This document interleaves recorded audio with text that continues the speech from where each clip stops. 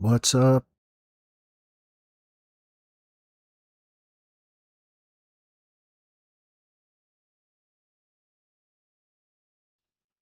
Oh, yeah, friends. What's going on? Good to see you, SR, in my chat. Susan B., welcome in. Kimberly, good to see you. Trail Hiker, of course. House music, romper, bumper, stomper, boom. Tell me, Mirror. Tell me, Do. Who's the fattest drunken douchebag in my chat? Well, it's Darren Geddes. That's where it's at. Welcome in, everybody. That's a little nursery rhyme I just made up off the top of my head with a little help from 80s and 70s daytime child television.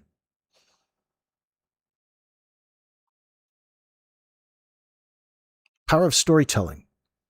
I got into one this afternoon. No, Darren, not booze. I'm talking about research, boy.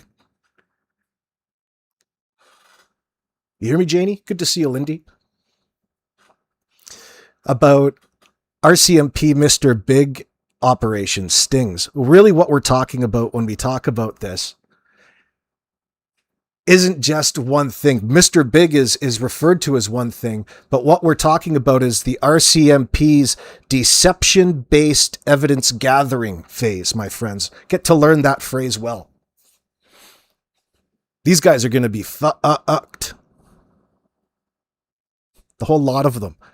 Man, it's got to be exhilarating to be on the inside and to have all of the information and be in a position to choose what to do next based off of the evidence you deem credible and worthy in that sense. Man, I'm envious at these times in life. I should have taken a different route. But this is the next best thing, friends. This is the next best thing. It's good to see you. We can sit up here and talk about it. The reality of it. There's all kinds of things to go over, but I wanted to explore all of the different ways RCMP utilize deception-based evidence gathering techniques. By the time this is done, I could probably go in. They probably let me in and grandfather me in to being an honorary deputized RCMP junior constable, just like Kent. Fuck, I'm full of them tonight.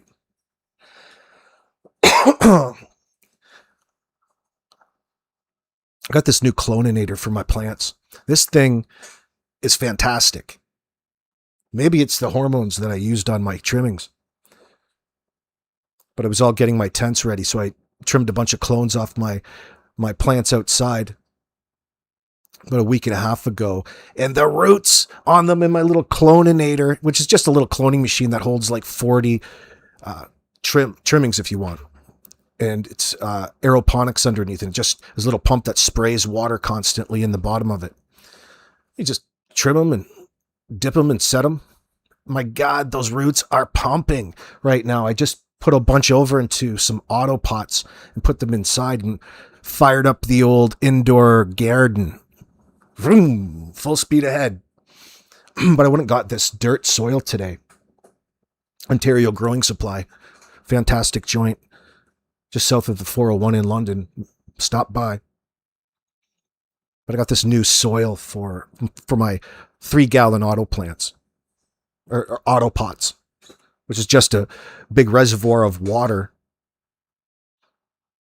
that's gravity fed out of the bottom in a little hose into 2 plastic pots that are 3.5 gallons each with some clay pebbles in the bottom, a few gallons of dirt in there. You just let them sit in there, and it keeps the roots moist, and the plant, getting at all times as much as it wants. So there's no real downtime of soil drying out and not being able to absorb up any nutrients. Because remember, you only have a certain amount of time with these plants. Anyway, so I'm all pumped up about that. I was listening to Mike and Anita over there talk about what we were talking about here yesterday, but let's skip the bullshit, friends.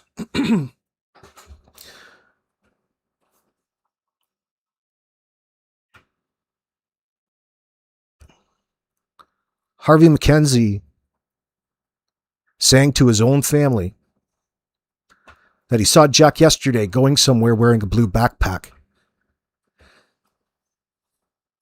is, like it or not, an indicator that at some point during that afternoon, they came back probably to Gerlock Road, and the kids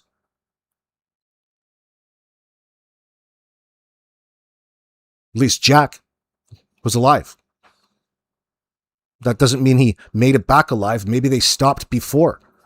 We need to know what time, but I need to make a strong correction here because of all of the information. Listen, he said evening. Brendan relayed the information to me, and in that relay, Harvey said that he saw Jack Thursday evening. That narrows it down. Just for the sake of driving your imagination in the proper direction. So where was he going Thursday evening? No wonder it's all over the fucking place. Nothing lines up in their statements. I encourage you to go and read, if you'd like, again, the affidavits. I'm talking those statements.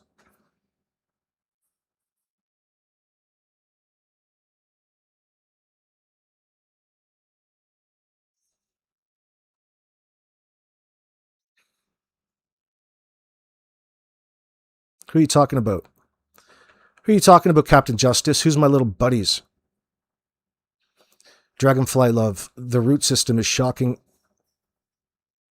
Oh, I see what you're talking about. Love it, love it.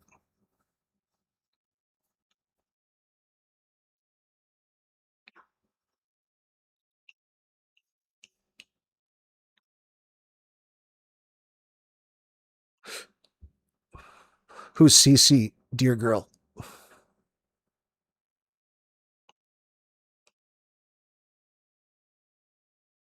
Dear girl, I don't know who CC is.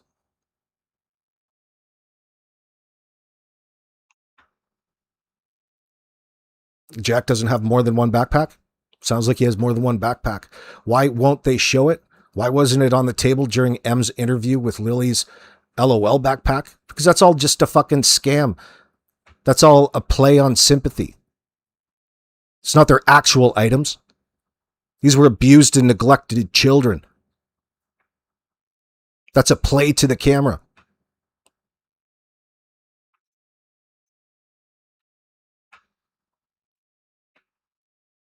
Seaweed Cheryl Christine.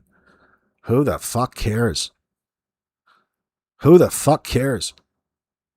You're talking about that scam artist, Cece?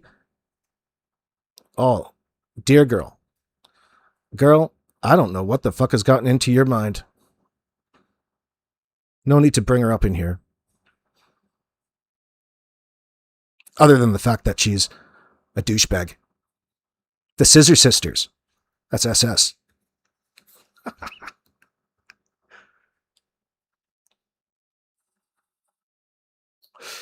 Little buddies buds. What do you mean my clones? Yes, I see what you're saying, Captain Justice. You're calling the clones little buddies. I see what you're saying. You brought them indoors. I gotta stop doing that, bouncing all over the place and reading different things, or I'm never gonna get anything. What's going on, Lindy? Brian Sutherland, welcome in today. Where would Jack be going with his blue backpack Thursday evening? What is the rift in the family and what's all that about? Harvey. I wonder if he's been talked to by old Darren Geddes and Shanann yet. If he hasn't, he will. They'll have to drop by and play you some songs. Get along with you. Buddy troll you for a little bit. Make sure that you don't say anything too out of line. But remember, this information was on May the 2nd. That's so interesting. That's an idea of the kids. Obviously, it's not good enough for the RCMP, but in regards to the overall investigation, that's a good piece of information, and I like it. And I like that you can trust it, that it came from a searcher that was there and involved physically in it. This isn't hearsay.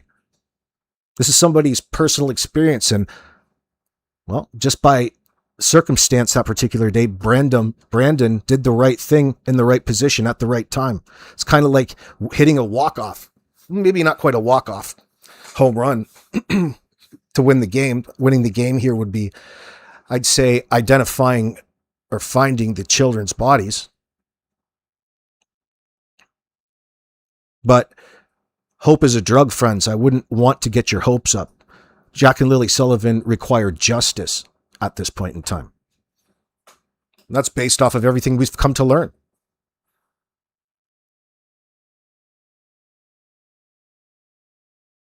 Anita Benita, hello. I don't know why my system picks only you, Anita Benita, not only you, to keep your comments. Like, there's always, your comments always get pulled into my filter for whatever reason. Just your account. I always got to approve them. And then when I go to answer them, I don't know where they are because they disappear for some odd reason. I don't know. You've got something funny going on with your account and how YouTube algorithm recognizes it for whatever reason. I'm not saying it's a negative thing necessarily. It's just for whatever reason, it just gets hung up in my filter. And then it doesn't pick it up in the system so I can follow it up. So sometimes I wonder if your comments are getting through. Hold on. One moment, please. Please stand by.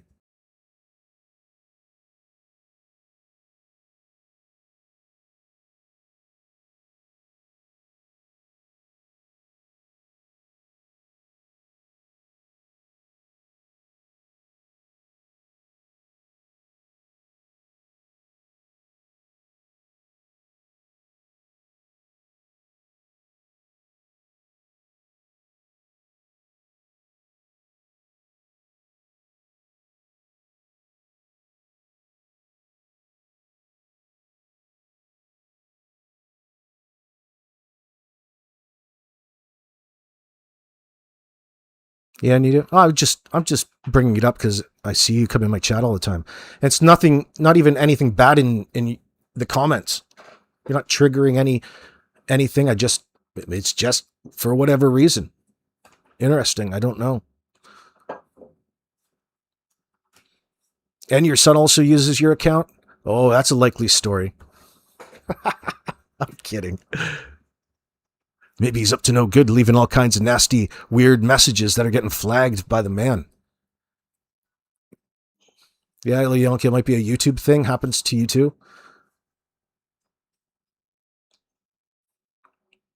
Yeah, well, obviously it's a YouTube thing. Like, I mean, there's no other reason for it. But I don't notice any other accounts like that.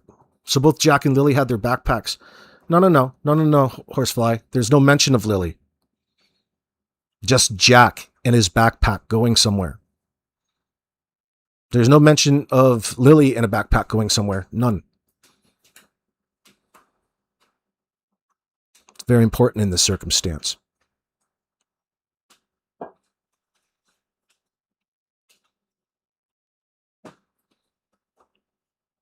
Jillybean, what's up?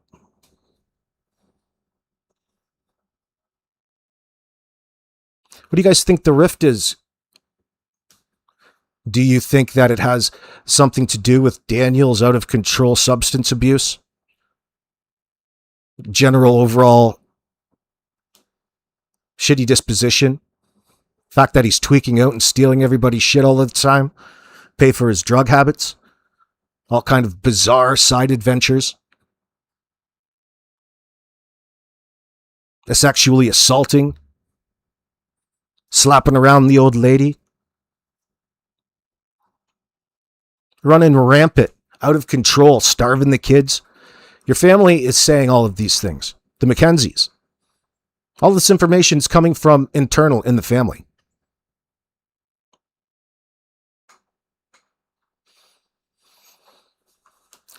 That would definitely have a something to do. Maybe Janie doesn't want to accept. Maybe she's torn because she's in a position where she feels she would have to put her son out into the cold.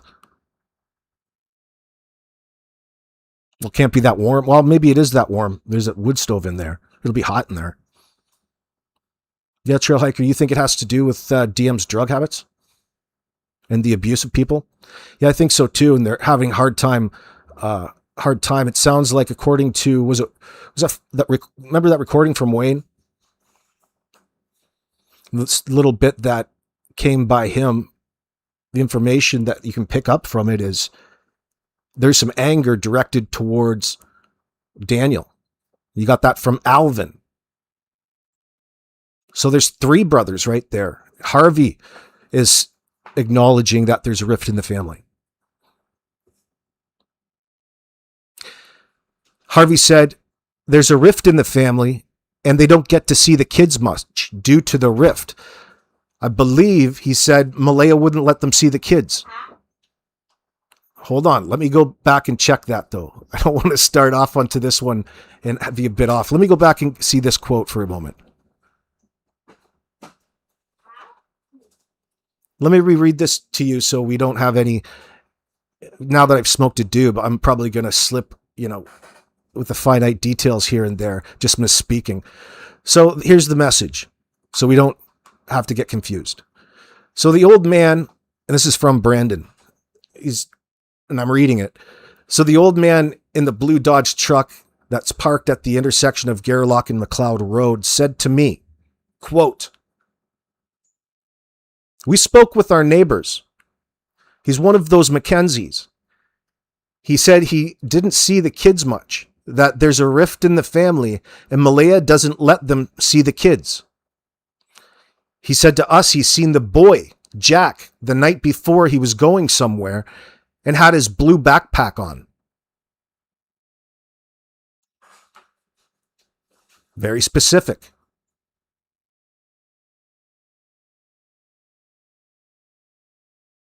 I'll read it again. Quote, "We spoke with our neighbors. He's one of those McKenzies. He said he didn't see the kids much. Not that he's never seen them. He didn't see the kids much. But there's a rift in the family." Want to explore what you guys think that rift is. But there's a rift in the family. Here's your information, the piece that he's willing to share. And Malaya doesn't let them see the kids.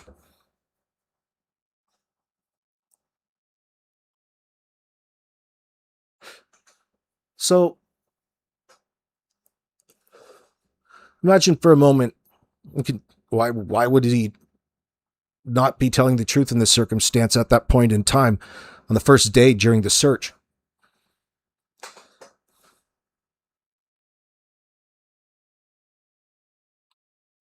The rift in the family, and Malaya doesn't let them see the kids. That's not just an opinion. That's an observation. He said to us he's seen the boy Jack the night before he was going somewhere and had his blue backpack on.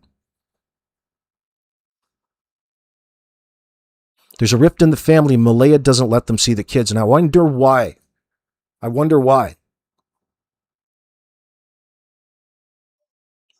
That's Jack, Lily, and Meadow. What are you saying, Susan B? You're talking Logan. What do you mean? Nita Benita says, Trailhaker, I agree. MBM is as sick and twisted as Daniel. Oh, you guys. You guys don't feel sorry for her? She hides it better. Don't know if she doesn't care for kids because she's lazy or simply disgusting or cold. Don't forget high with all of that too.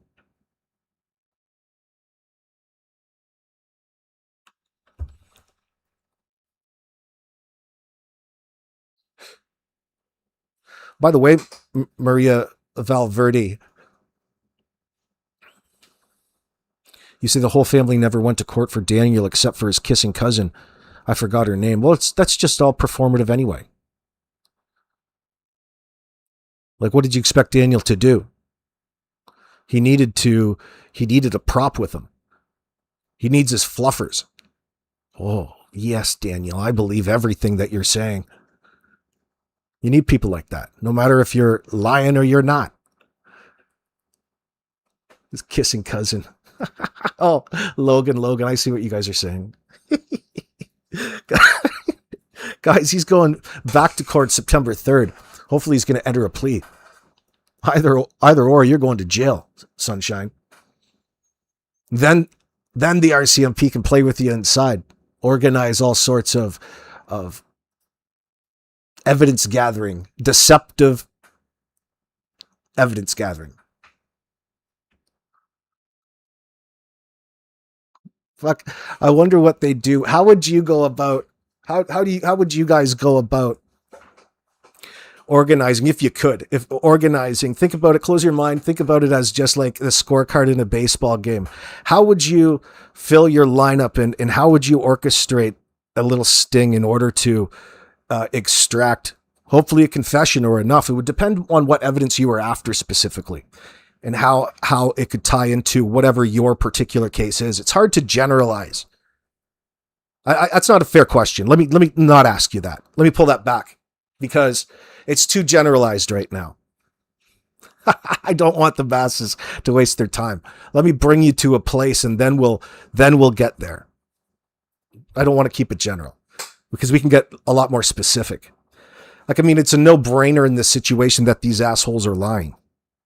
The only reason that they're lying, withholding and omitting all kinds of realities and truth about that day, is that they're responsible for the deaths of Jack and Lily, and they're orchestrating a hoax and calling the RCMP, falsely reporting their children as abducted. It only took a year to get that word and that insinuation out of them, and that just happened the other day with Malaya Brooks on panel. She's the one that finally, you wouldn't even notice it. Might not have noticed it. Yeah, I mean, you probably would if you paid attention. She can only assume that they were abducted. And that's really what all of this is for. But they need you to make all of those assumptions based off of all of the falsehoods you assume based off of their completely fictional story about that Friday morning. That's why it's so utterly important for them to recite it and parrot it and mimic neuro-linguistic programming. Friends, we've got no reason to believe any of it, especially that Jack and Lily were even there and alive. Drop it from your minds, other than to refer back to. It picks up, and you can hear it and read it, even stronger now than it was back then. Back then, it was a red flag. Now you can look back at their statements and know what's coming, and cross-referencing, and know just how little and shallow it really is. Therefore, fictional. That's not the only therefore fictional. That whole Thursday night is an account where Malaya does like to remember. It's an account that's really non-existent.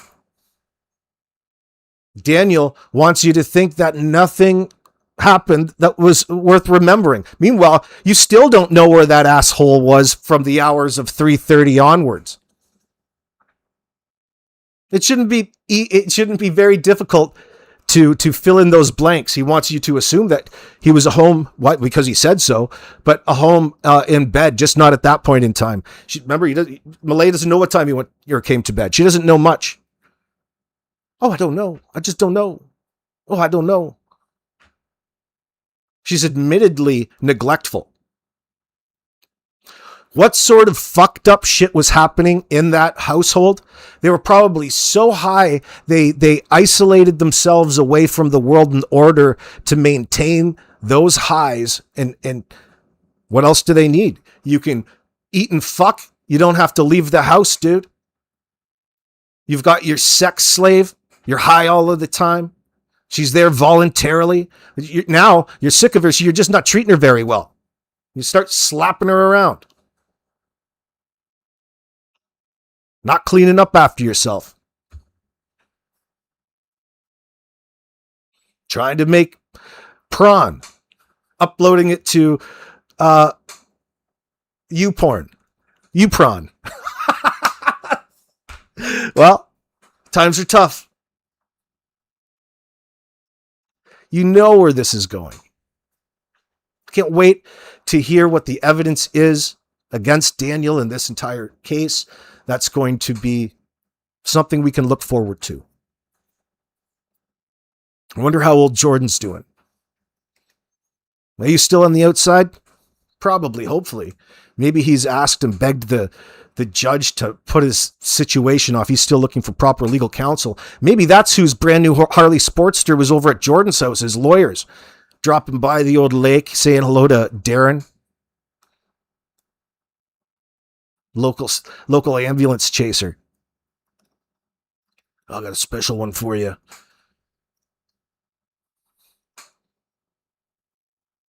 Sympathizers, Ilyanka, what are you saying? Sympathizers for MVM claim she was Mickey'd.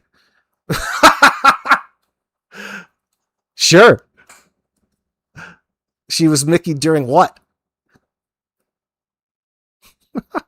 She got Mickey'd. Holy fucking shit. That's funny. Oh, yeah. No such thing with her. She'd probably take that Mickey and snort it as a line. Give me that thing. Ring! Oh, that wasn't Coke. Jordan and his katanas. Nice katanas.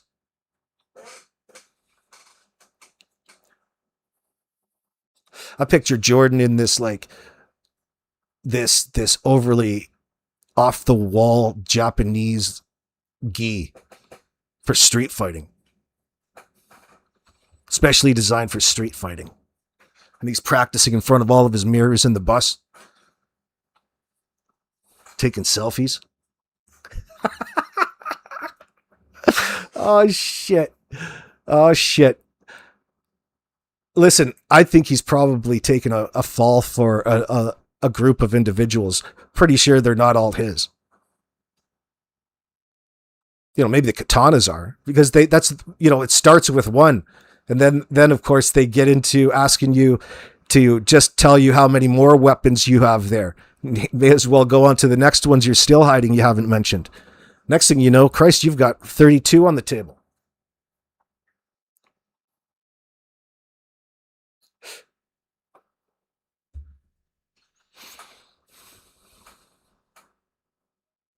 They couldn't charge Daring because he's of no fixed address. He doesn't technically live there anymore, even though he's allowed back in the barn. What does that tell you? Darren's only allowed to go into the barn. How bad did you fucking piss off Jordan's mom? Like, she's got you by the short and curlies. That's just a dominance play. She's cucking your ass. Boy, life really went downhill. You must have really fucked up. But good on her for doing the Christian thing, bringing you back in and just abusing you. Oh my God. Fuck me. Guy's living down there by the old hole in the backyard. Shit. My daddy made that with his bulldozer. Hell yeah. Fucking probably a good idea when they started with it. Of course, with their addictions, eats into a lot of their workday. They start to fuck up their decision-making ability and their motivation, their interest levels. That's why we don't drink on the jobs, boys. Oh, shit. A little side tangent there. What are you saying up there, Robin? And to think we are all called disgusting grifters by one of the most disgusting grifters ever. Heard or misinformation BS. Are you talking about Shannon Ramsey Hoyt? Nasty, nasty. Who fucking cares? You have that group of chomos, child exploiters talking bad about you. That's free advertisement. Real people know where to go. That's advertising you just can't pay for. Trust me, this is YouTube. Don't even care. Don't even absorb it. Let them say. They're so reliant. I was laughing with Brandon today. He's finally starting to understand a little bit more the wicked ways of the internets in that sense, from this creator perspective. Do I want to say that? Yeah, I do.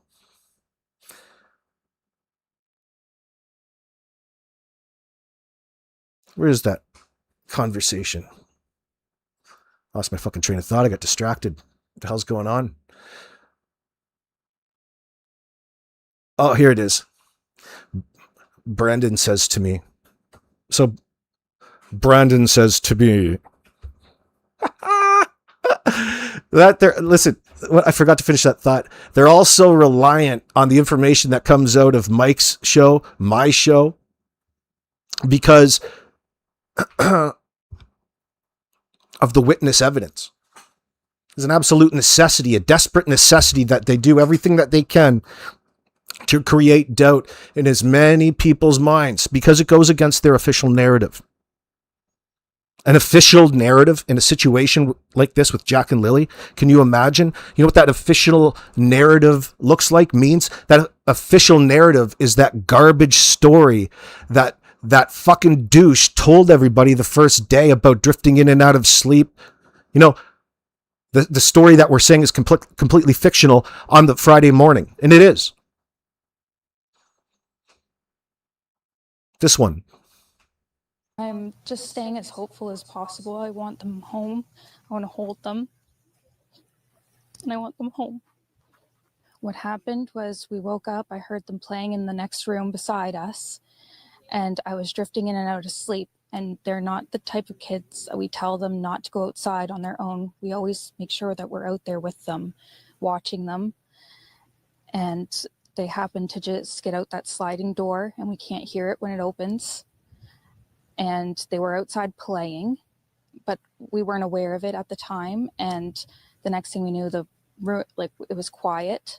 And we get up and I tell him, my partner, Daniel, I tell him, do you hear the kids? And he says, no. And we get up instantly. We're looking outside. We're looking everywhere, yelling for them. And I instantly just call 911. I just had the instinct I needed to call. They're both really go-lucky children. They're so sweet. They talk to anyone. They'll talk your ear off. They will speak to anyone in a store. Everyone. They're just extremely sweet kids. It's been raining and they're probably soaking wet. But with the sun today, I'm hopeful that they are feeling warm. We're all filled with pain and sorrow because we just want them found. I'm just...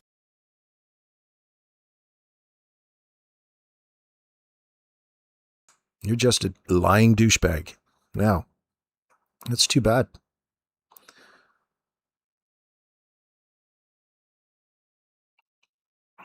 Peggy Lopez reminds everybody that she has no sympathy for any of these people. She wants them to be held accountable and arrested. Absolutely. Well, think about what the situation really is. Now that we've come to learn everything that we have, excuse me, Peggy, looking back on it, you can recognize the challenge in the investigation for the RCMP. They would have recognized what they were looking at. We came to recognize it always behind them. But don't mistake it. What they have to do is, obviously, you let all of the available information direct the course of action in your investigation.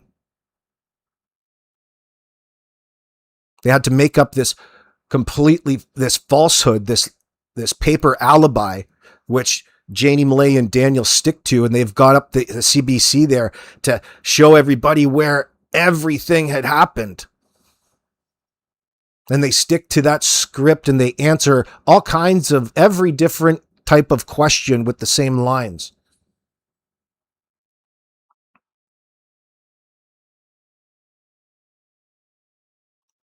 That's why they're so desperate. They're desperate to avoid the reality and anything close to being accurate of what really happened, as opposed to the story that they gave police that day. So the RCMP still have to build that objective timeline. They still have to put all of the pieces together. You know how the rhetoric goes, but it's there for a reason, and it's a good analogy. They're not in charge of how long or how quickly this is going to be. Literally, they have to have reasonable grounds every step of the way.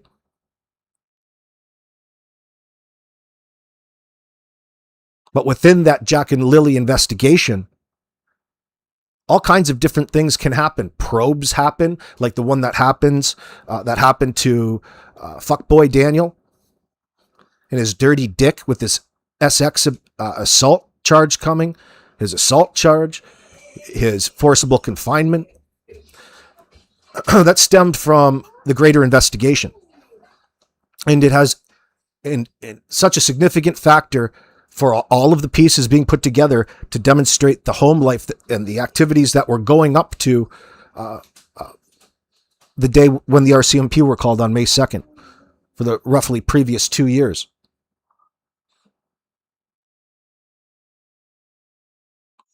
Adele, a person who's desperate, has no problem putting the blame back onto the kids.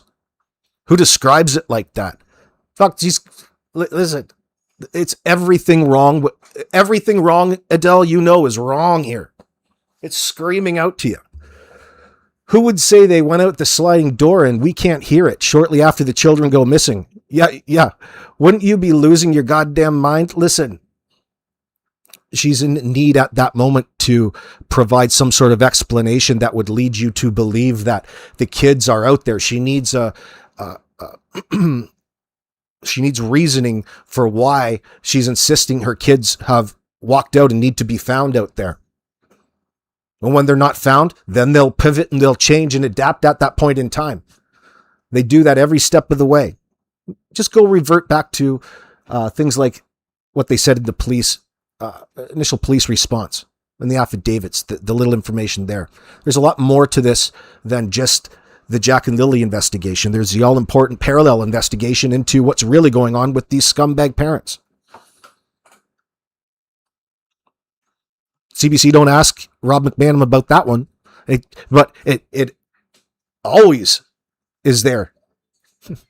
That's the way it goes. Robin, you're saying it was all about her for sympathy, not begging for her children. Why did she go on a search in the woods when she believes they are alive? SF.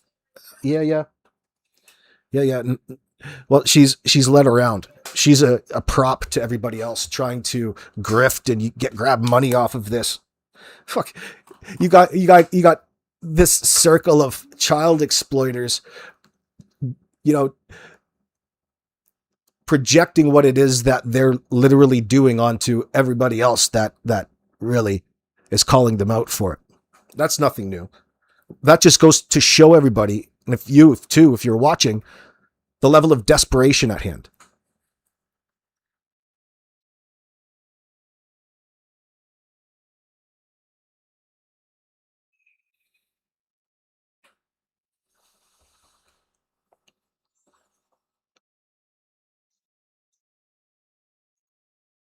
Bonnie, you wish the CBC reporter would have called her stupid abduction theory out with this question?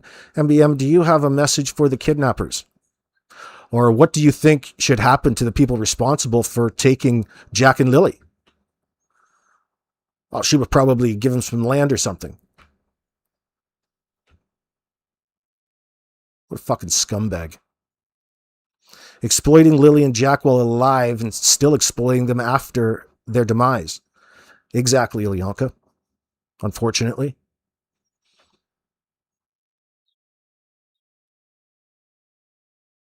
Peggy, you're saying who wouldn't protect their children? MBM has no feelings of love towards her children. She has no maternal instincts, although she had instincts to call 911. She probably looks at them as a bit of a failure, a learning lesson. She's too self-centered to really be putting herself in her children's position. She needs people to remind her how to do that, or when to do it, to try to do it. It's pretty disturbing. She's not fooling anybody. Nobody. Including that reporter. Exactly. The world owes her something. That's her model. That's her motto, Captain Justice. The world owes you nothing.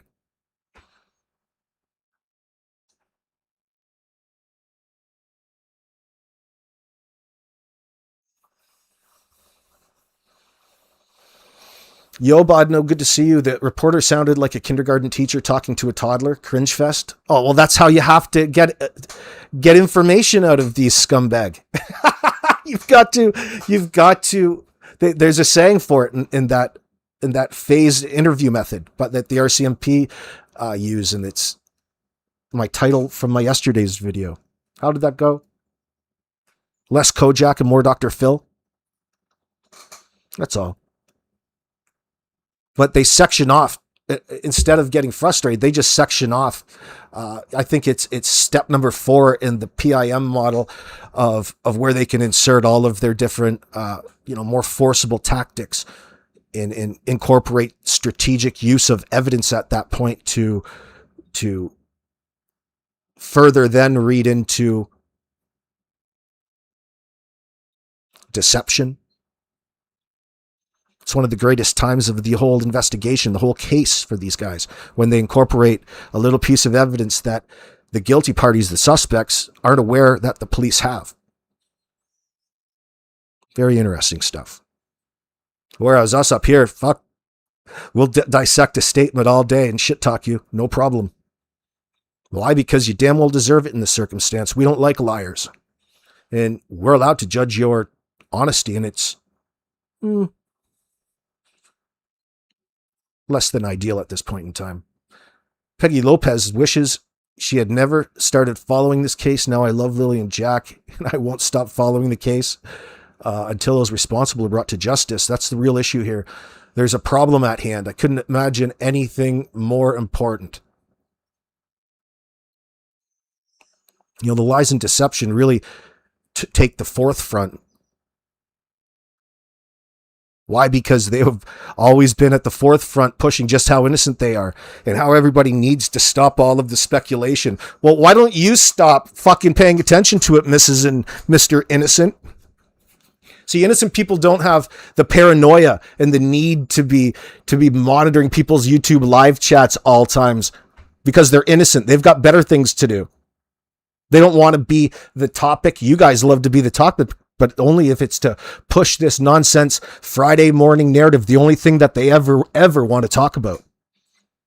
They most certainly don't want to discuss all of the inconsistencies, all of the questions that come from that particular account. Why? Because, they need to protect the integrity of the investigation. Dead giveaway. That's your tell. We got a curveball coming.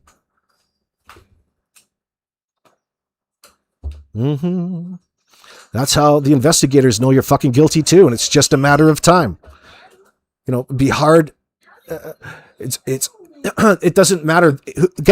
Who's really brainwashed here are the desperate people like Janie, Malaya, and Daniel into thinking and believing because they desperately need to believe. They hope, they're fantasizing over the positive treatment and then the non-accusatory treatment that they're being presented with inside the framework of this peace model that they're trained on. Remember, we talk about them. Boring as fuck to some people, I'm sure, but they're interesting AF and a great reminder. We know they're fucking guilty. Guilty of what? We're finding out. We want more than just criminally responsible. We're here already. It's just a matter of time.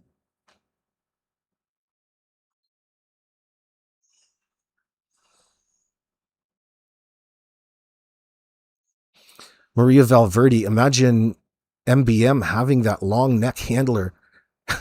Long neck. Encouraged her, so stunned.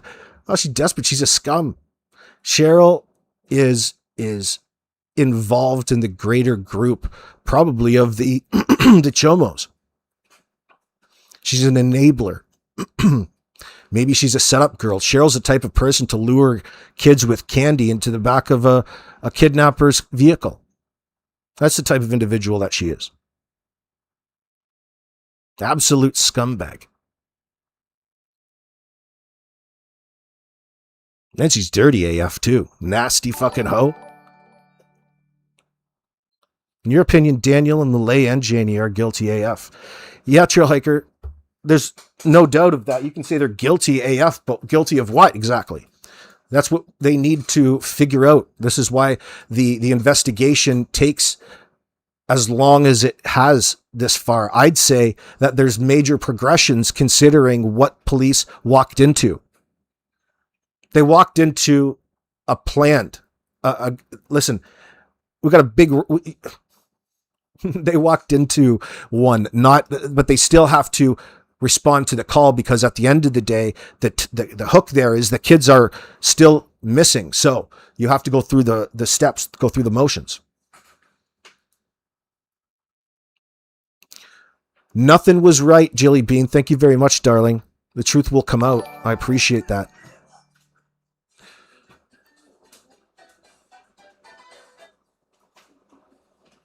The problem for them, meaning the suspects at this point in time, within that bullshit story, it all relies on 17 minutes.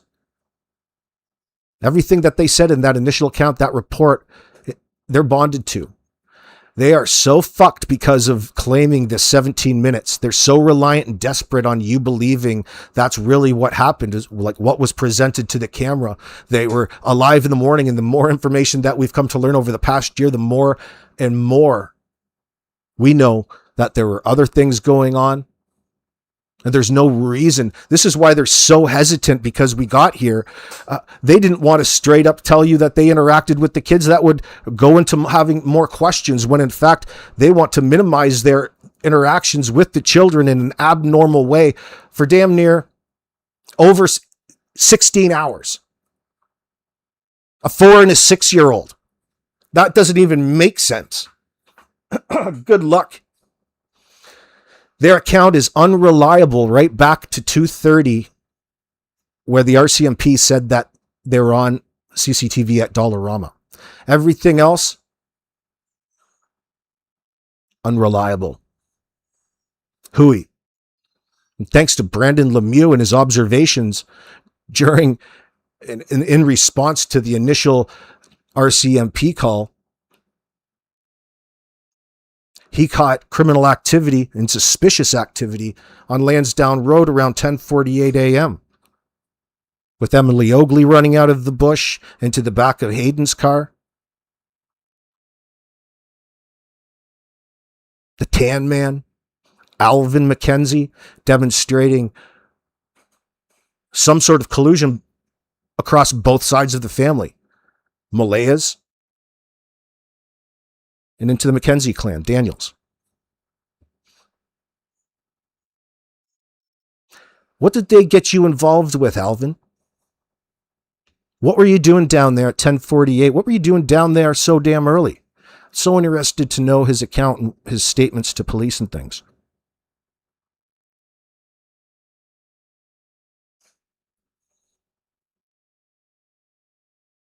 Oh yeah, Helicopter Grandma, good to see you. You're watching beginning later, can't get out of on your laptop, your internet's out. Holy shit. Well, hopefully it comes on soon. We'll miss you in here. Let me catch up.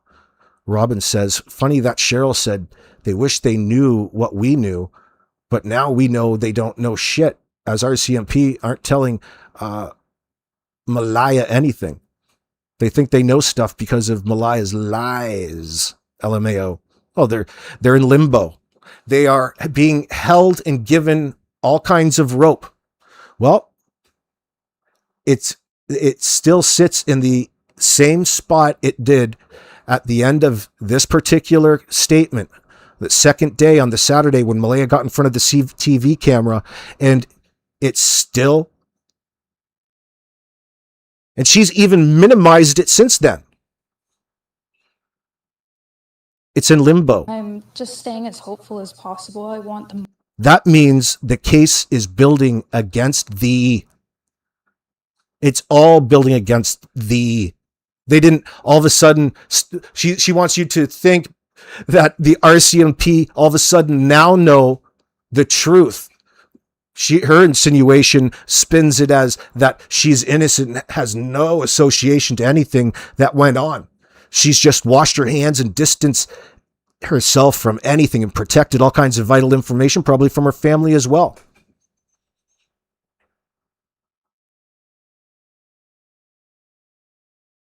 so desperate to get away with whatever happened to Jack and Lily. So desperate that they have to rely on just pretending to sleep and hear them loosely and admit to minimized and minimal neglect, at least at the very time. And put the blame back onto the victims for walking out of the doors and disappearing into nowhere land. That's fucking desperate. You could have at least went up to Cape Breton and pushed the kids over the side of the fucking cliff. Be done with it.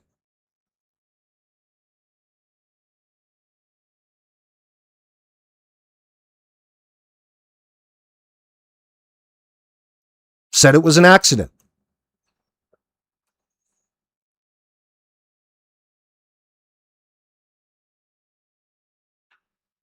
That's too logical. That's why it's so intriguing about this report, this statement from Harvey McKenzie about seeing Jack going somewhere with his blue backpack on. I can't help but think about all of these sleepovers. Daniel's the one that's introduced the fact that they go on these sleepovers, and Malaya's talked about it. She's talked to Anita behind the scenes all about it. Anita's got a lot of good information around that detail. FYI, make sure you go over to Mike Demands, get a damn membership, and catch up. It'll be worth it.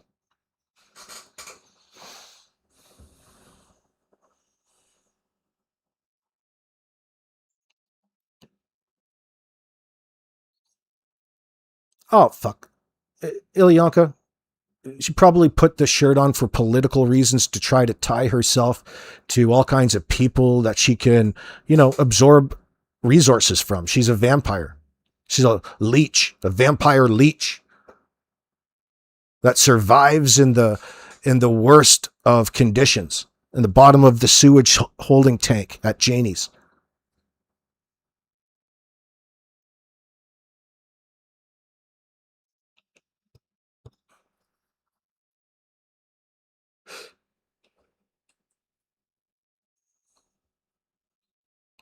That land back sweater, it's probably one of her friends that owns a shop that puts out that political crap, that garbage, nonsense shit.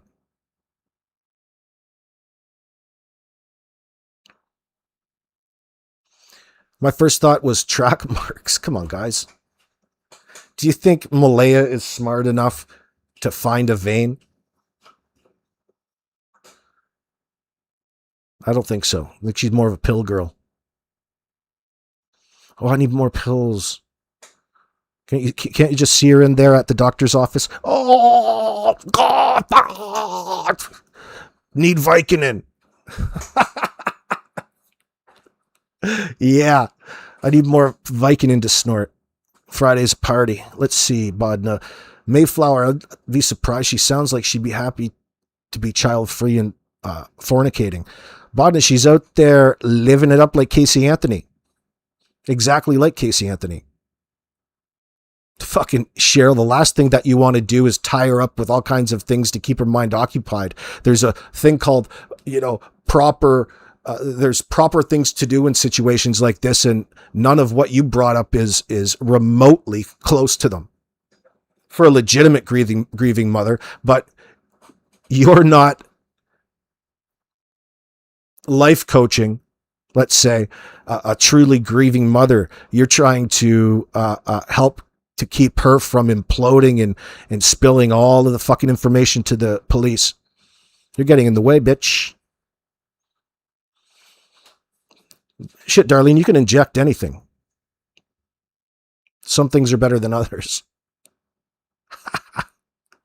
You can inject all kinds of things.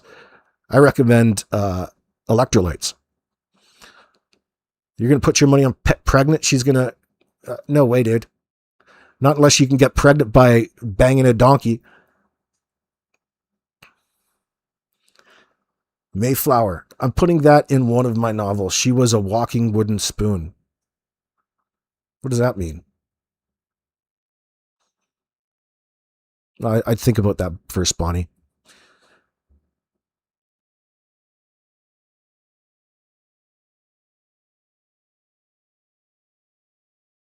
Oh, Darlene, they're passing out Percocets like candy to everybody. It's not just in the native community. It's a problem, still is to this day, but back in the 90s, holy fuck, you could get a container of 500.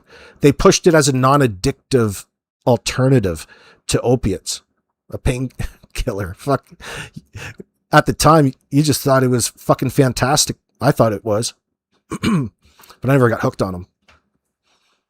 But they were no problem. It was a choice, the go-to.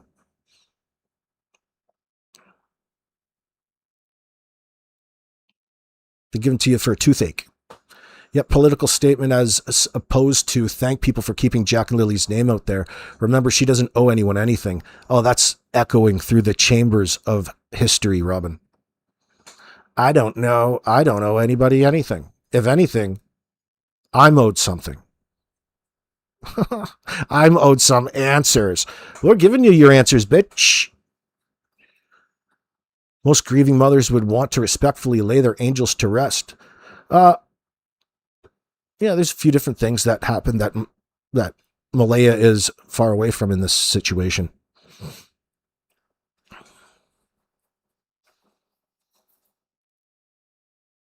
Corbin, you think that she should have said thank you to all of the searchers that was out there? Well, you'd think that would have came up.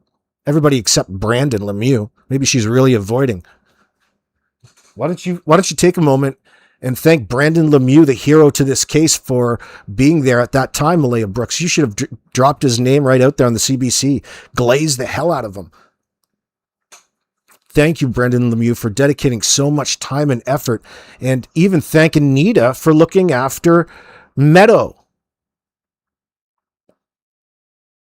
Would you want Malaya to be in charge of saying grace at your dinner table? What dinner table with her? Oh, shit. Girl can't even open a can of tuna. Why the hell are you even with her, dude? What do you guys think the motivations and intent was of them getting into this relationship in the first place?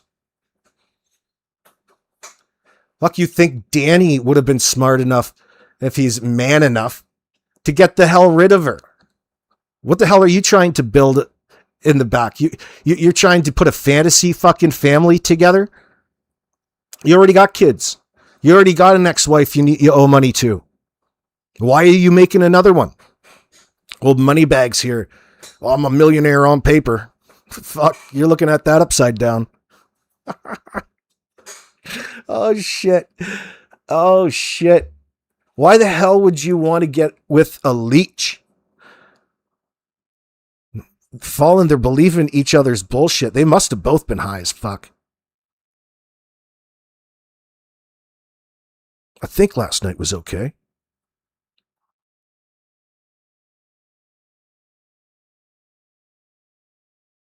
Whoa, AB Meadow has nothing to do with this, says DM. Only she was living with Jack and Lily and she was neglected, not abused because it's DM's kid. Well, you don't know. You don't know that it didn't transfer. Of course he abused the child. Look at how toxic the environment was. He was putting everybody in. It was a high risk environment, not just to Jack and Lily, but Meadow too. That's abuse. You can stop short. Not all abuse is specifically physical. Nobody's saying that he's beating babies yet. But it's not important here. That's just, in a way, just minimizing all of the real toxicity and the real problems that stem from the high-risk environment that they were in. There's physical abuse going on from Malaya. That's evident with the charges. Or the victim not to be named. Whoever you'd like to pick there. Schools used to have home economics to learn how to open up canned tuna. Actually, you know what? We probably did learn that at home ec. That was a lot of fun. I like that. This is the only time you get to go and make shit and eat something in the same class. I thought that was right up my alley. I thought, fuck, that's good. Your Meadow looked unhealthy. Well, listen, She was underfed, being starved. There was no food for her. Do you think Malaya was breastfeeding? Holy shit. Meta was probably feeding off, a 3-shot drink there. There's probably so much booze in her fucking system, she could get the whole family drunk. Just get on over here on Mama's titties. You want another shot? Get on over here. It's a White Russian. Hell no. The milk's gone bad, bitches. The milk's gone bad. There's no way she could have been feeding children her breast milk in that state. So where was she getting her nutrients from? Tim Hortons drive-thru? Oh, fuck. Oh, my God. DM also says he didn't abuse J&L. And I meant accept physical abuse to the baby. Pfft, who gives a fucking shit what he says? We can already see. We don't have to ask. Oh. We don't have to get that. We don't have to get the suspect's verification to okay what it is we see with our own eyes. We don't need that. We don't need them. Those charges speak loud enough, boy. Soon to be registered sex offender. Going to be on the bread line soon. He's going to be in there banging his tin cup against the iron bars, calling some female prison guard sir. Oh, yes, sir. Oh, shit. What are you in for, buddy? What are you in for? What are you going to make up? How are you going to lie on the inside? What are you going to say that you're in for? Danny, Janie, Malaya, what are you going to say? Cyber crimes. Oh, I'm in for speeding. Too many speeding tickets.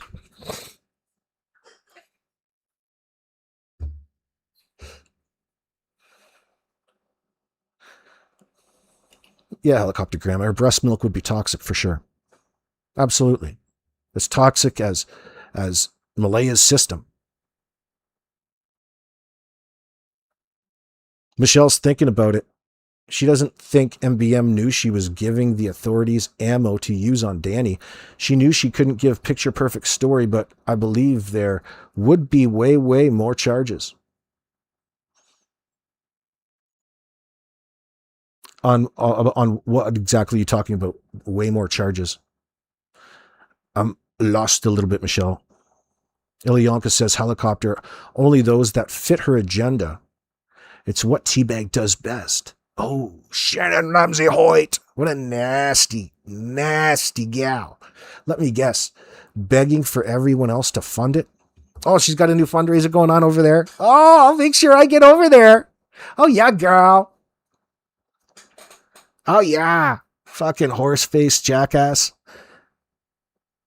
Isn't truthful the guards will tell the inmates? Oh, absolutely. We'll make up a little care package and send it to the institution. A little care package. Yeah. We'll fucking get in there. We'll get somebody to hoop in a cell phone.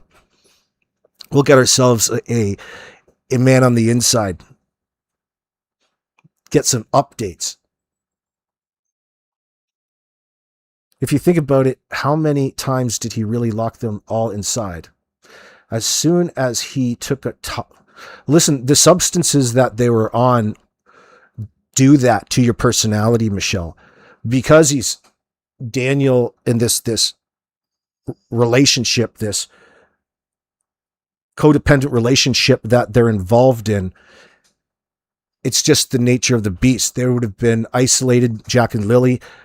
They're all isolating themselves away from the rest of the world just to get high.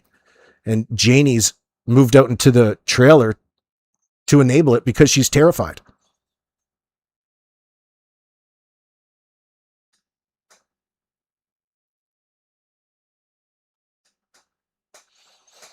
Adele, yeah, MBM's a drinker in your opinion. That too. Oh, yeah. That's the worst. Booze is the worst. You can't wait for Danny to go down, but he'll go down on something he doesn't expect. More than a mouthful. Oh, that's so dirty, Robin. That's dirty talk. What? My God, I can't believe that came out of my mouth. Mr. Hemi, I'm still thinking M won't cooperate with D trial. Yeah, it's a good point. I don't think she will either. They're protecting information, but they won't necessarily need her. They just have to protect her identity in that sense and go forward with where the evidence leads them. What you're saying is that they could have gone a lot farther hadn't the victim of withheld all kinds of other evidence that would have ultimately potentially brought them down. I know where you're going with that, Mr. Hemi. Yeah, I can agree with that. Would be no different than what they're doing now. Jilly Beans, you have to show your papers on the range? Yeah. Is that some Wes Watson alpha male quotes? Let me see. Nicole, be like Andy Dufresne crawling through a tunnel of shite. Don't know the analogy. I don't know who Andy Dufresne is.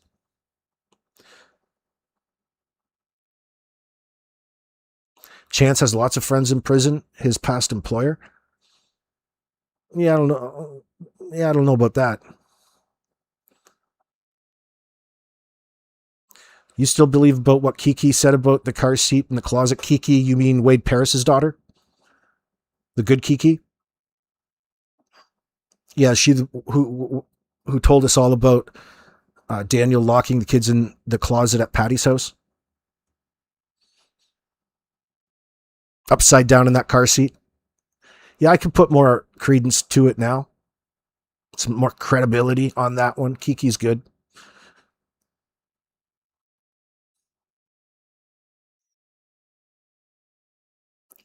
Daniel's kids threw him under the bus, for crying out loud.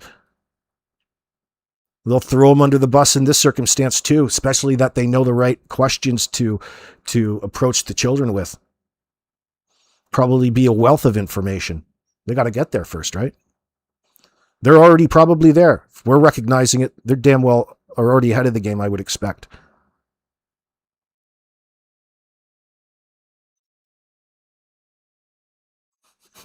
You got disclaimers, helicopter grandma. Yeah. Oh, Michelle, right now. Oh, of course. So I get what you're saying, Michelle Maybell. You're saying what I'm saying is there should be so much more charges on. Yeah, I know. Yeah, I understand what you're saying. I can agree, but it's being gatekept. The information is being gatekept, protected, minimized. Yeah, I could see that. I want to still know all the details. And that's just the result of one little probe. Technically, 24, 30, 40 more can pop up when and if there's enough evidence.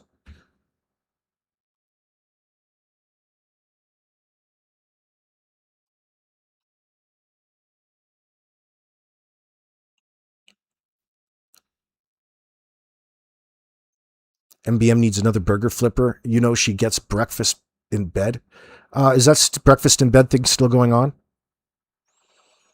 That's like the worst. I don't want to. First of all, I don't like eating in my bed. I don't like crumbs in my bed. You ever lay down on your bed and there's a fucking crumb in a place that you don't want to move and it's just bothering the hell out of you? No way, man. Especially toast. Toast shouldn't be around a bed. Now, maybe a Scotch egg. Maybe there's some foods that you could technically put in bed or bring to bed with you or eat in the morning if you needed. Why don't you get your ass up? You should get with a dude who gets your ass up in the morning. It'll be more productive for you, more healthy in your life. Not that you have much freedom left, darling. Maybe the cops searched and seized those SD cards you referenced yesterday, AB. Maybe that's where, these sources stem from. His little Coolpix SD digital camera from 1998. maybe '04. Piece of history right there.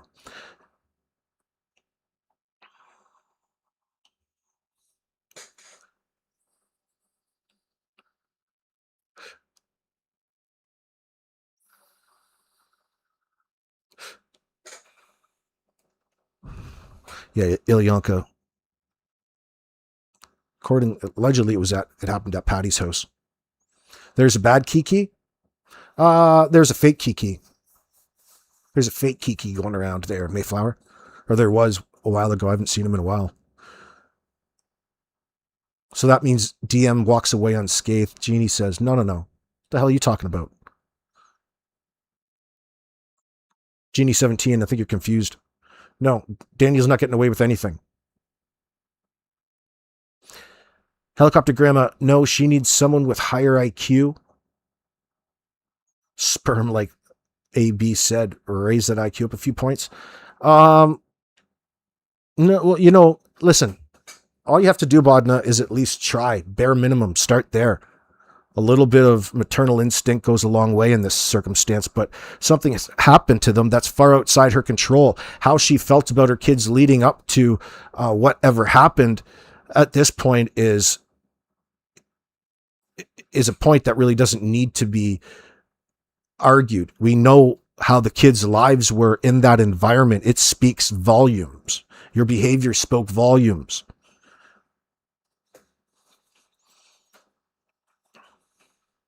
I wouldn't describe her as an individual who loved her children. Not at all. She saw them as burdensome, and shit flew downhill, especially out there on Gerlock Road, especially when Meadow came into the picture. Then there was real priorities. The obvious priority is going to be keeping the baby eating. They weren't borrowing any breast milk from old Janie. Can you see Janie McKenzie in there firing up the breast milk pump? Stocking up the fridge? I doubt it. Wet nurse. Janie McKenzie, wet nurse. Hell, that's nasty. That is disgusting. Could you imagine growing up and finding out that Janie was your wet nurse? Oh God. Oh my God. No wonder I grew up crass and I grew up mean. That'd be nasty. Heavens to Betsy.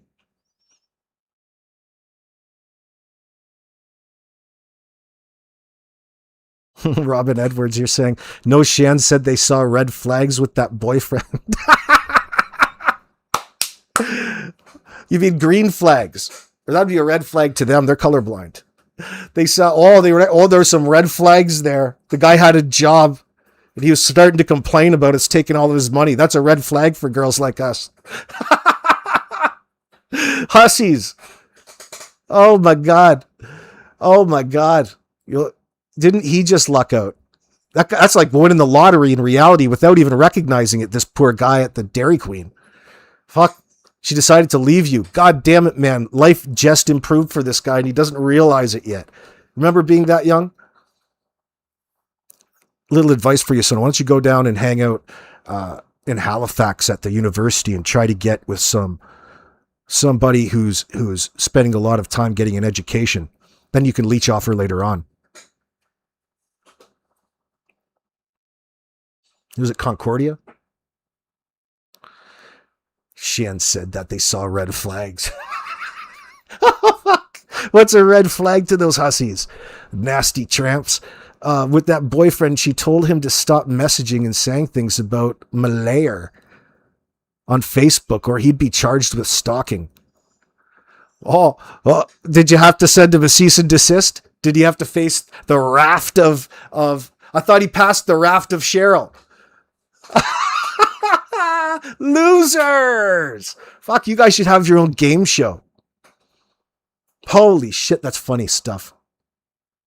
Man, I never thought that sort of drama would be that entertaining. Man, the boyfriend that did breakfast in bed broke up with her. Oh, but Shannon's putting a spin on it. She's disinforming on the situation in actuality. That's funny. MBM allegedly cheated on him. Oh, well, what's cheating? I heard he even flushed the toilet for Malaya. That's a keeper.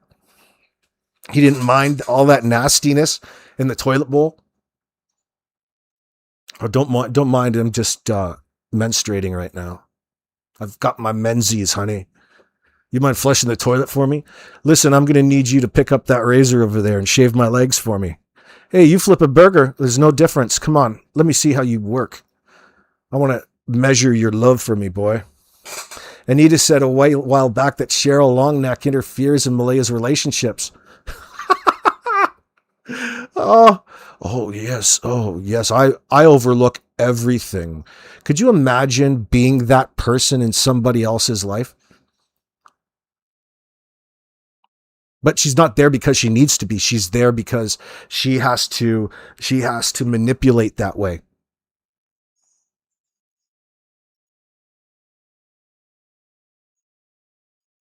I hope that bitch gets hit by a bus. I do.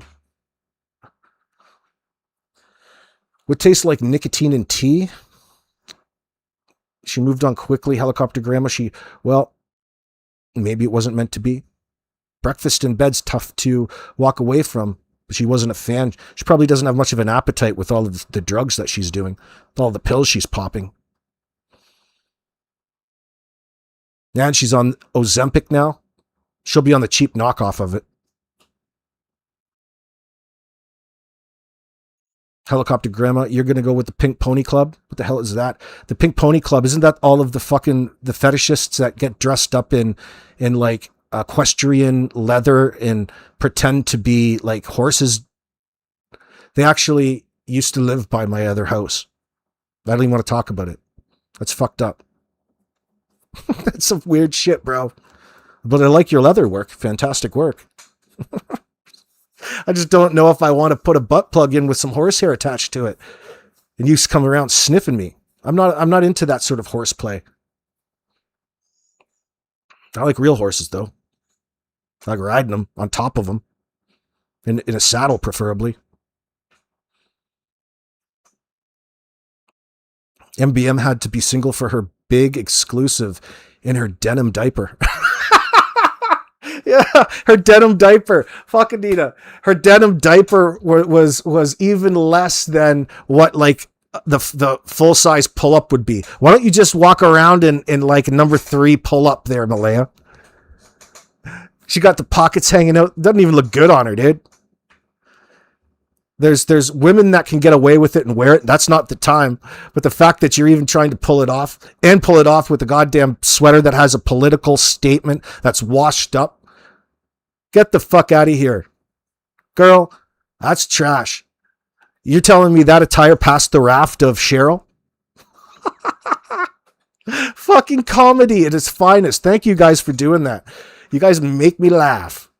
My God, it makes it somewhat worth talking shit about you. That must be some kind of coercive control, Bodna. Mr. Hemi told her to start flushing and cleaning. He is one controlling man. Do you mind washing the spit out of the sink when you brush your tooth? I shouldn't have to do that. Oh, it's disgusting.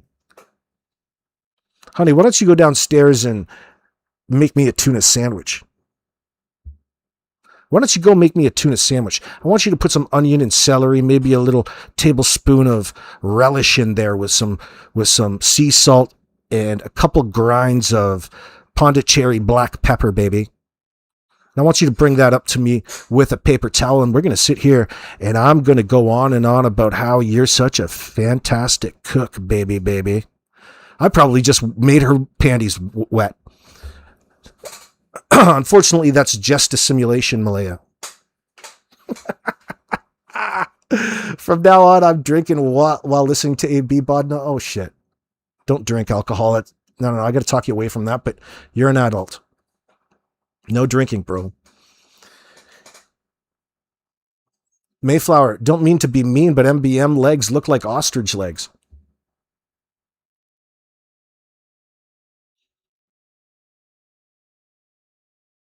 Yeah, it's not being mean. You can kind of make that comparison with the size of the sweater that's on her. Yeah, I get where you're going with that.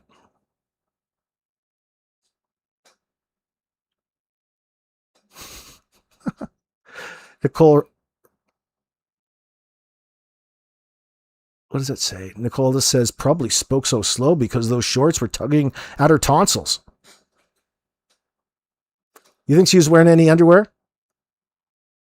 She should have flashed the camera and then went and sued the CBC. That's what you should do next time, Cheryl. Too bad you're stupid. Dummy.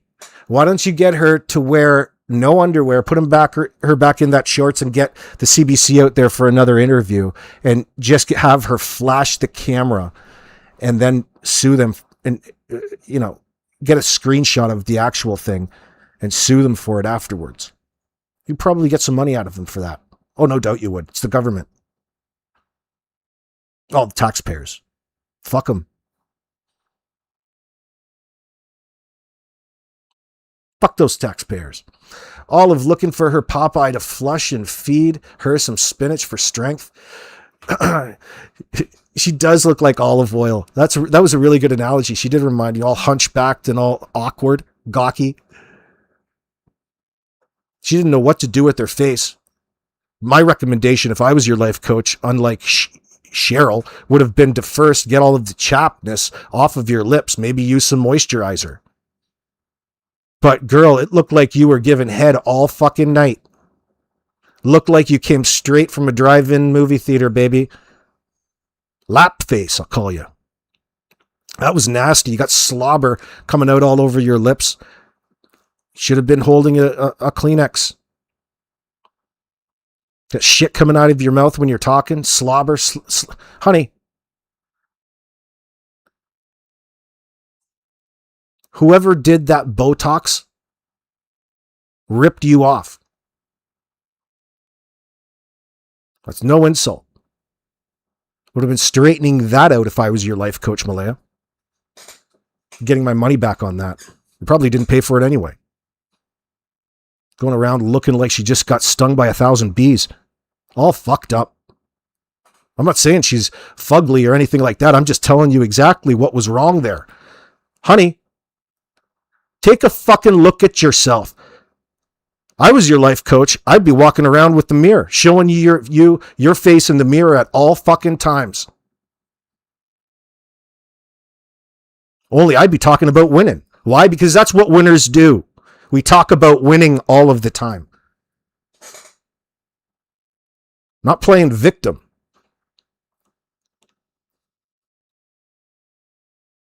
Get you out of that fucking sweater in August. Why couldn't they have made a t-shirt that says land back? You ever think of that?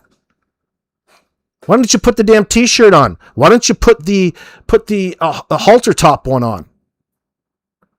Why the fuck did you put it? That sweater isn't even a damn sweater that you would wear on the coldest day in the world in Canada anywhere. It's too damn hot. It's too stuffy. There's no zipper at the front. It's a pullover. It's made to look good in a picture because people play way too many video games. But when you put it when you apply it in your own life, it's something that you can't keep on because it retains too much heat. You start to overheat and you need to take it off and cool down just from sitting around and doing nothing. Bad purchase.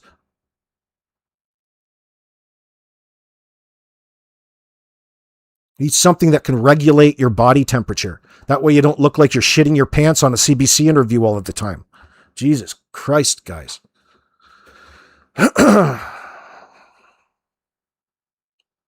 See, I'd be a good life coach. Only I couldn't, there isn't enough money to get me to life coach here in that sense. I don't have to. I'm offering up all kinds of free information that should be completely applicable to your life, Malaya, and should help you out. First thing you need to do is get rid of that long-necked, fucking Adam's apple having nasty unibrow Cheryl Robinson. Get rid of that bitch and her friend fucking, her scissor sister buddy, Shannon Ramsey Hoyt. Shannon Ramsey.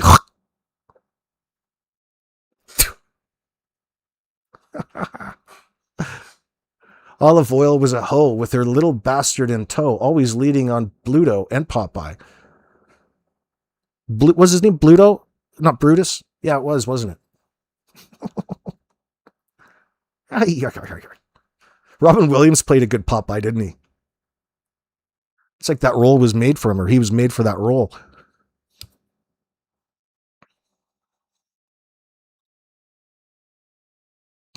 There's the world. You think that she would ever put on a French maid's outfit, Ilyanka? I'd only get you one if you promised me you were going to clean for real. You clean this house, baby, and you're going to be thankful tonight. I'm going to put a fucking on you like you've never had before. I'm going to wear you out tonight. I'm going to wrestle you down. But only if you clean the house. That wasn't going on over there. There's no house cleaning going on. Got to incentivize all of the chores around the house. A little something that Danny never applied. A little something for your future relationships there, Danny. You're going to have to keep your cell clean because your cellie's not going to want to make love to you top bunk tonight, baby. Maybe he'll poke a hole in that mattress.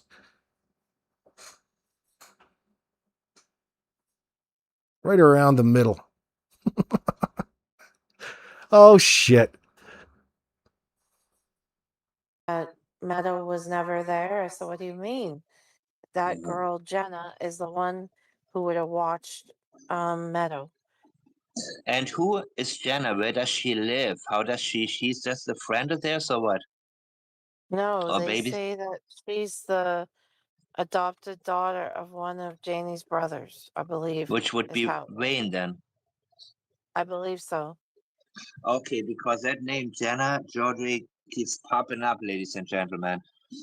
And Because she knows something. And Wayne she, I was seen believe, come. So this is, again, this Jenna Jowdry name popped up in relation to the woman who was in the vehicle with the old man on May the 2nd, searching around, talking to Brandon about having spoken to Mr. Harvey McKenzie.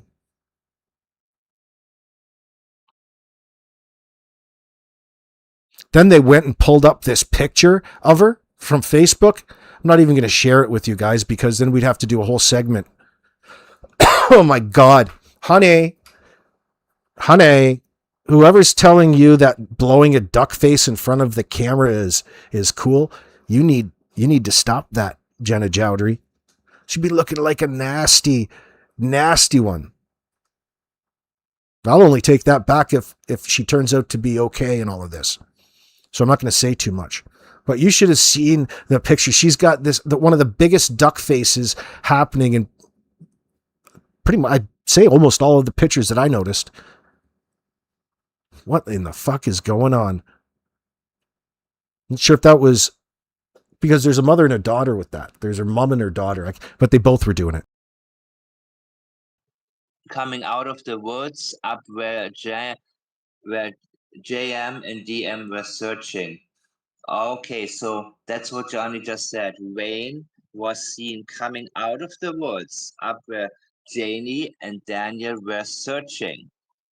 and Mike, She's I can confirm that I shouldn't say this, but there's eyewitnesses that saw him coming out of the woods. okay, and Billy says it wasn't Jenna. She's related to Ron's brother. Sorry, related to. Okay, so mark that. It's not Jenna that was in the. It wasn't the Jowdry that was in with Wayne, not at all, because the person who saw the girl in the pickup truck knows what Jenna looks like and knows what Emily Oakley looks like. It wasn't her. Okay. Ron's stepdaughter, I believe. That's what Billy just said. Okay. Gotcha, guys. Everybody, check out the chat. Anita, if there's anything in chat, just interrupt me and go ahead and tell me because there's a lot of good things happening in chat right now. I want to make sure I listen a little bit more to what AB's said earlier. Harvey identified seeing Jack in his blue backpack going somewhere on Thursday. Why doesn't he mention Lily? Was it only Jack that he saw? That's odd. What time was this? So the way I understand it from Brandon, During the search on May the 2nd, Brendan ran into them in that particular Dodge vehicle that was identified later at the end up towards Laird Cemetery Road. But they contacted Brendan. I'm not sure if they thought he was law enforcement, and they had this story, and Brandon ended up taking them back, by the hand and directly to who I assume was Curl, the RCMP meeting place that particular day. And he doesn't know what happened to their report afterwards. He just took them back to where the police were, and they could tell them that. So again, we can narrow that time window down because Wayne mentioned it was Thursday evening. So we'll consider evening to be anywhere after 5 p.m.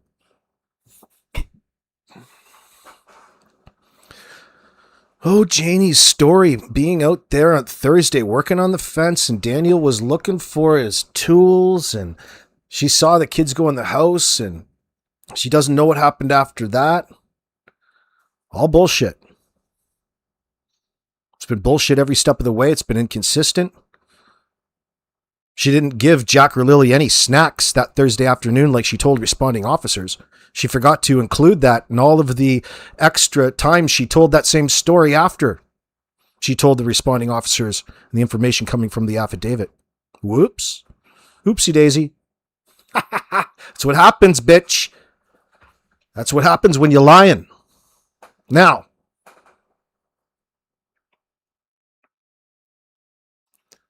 no mention of dinner time on that Thursday night. Never any mention of dinner time.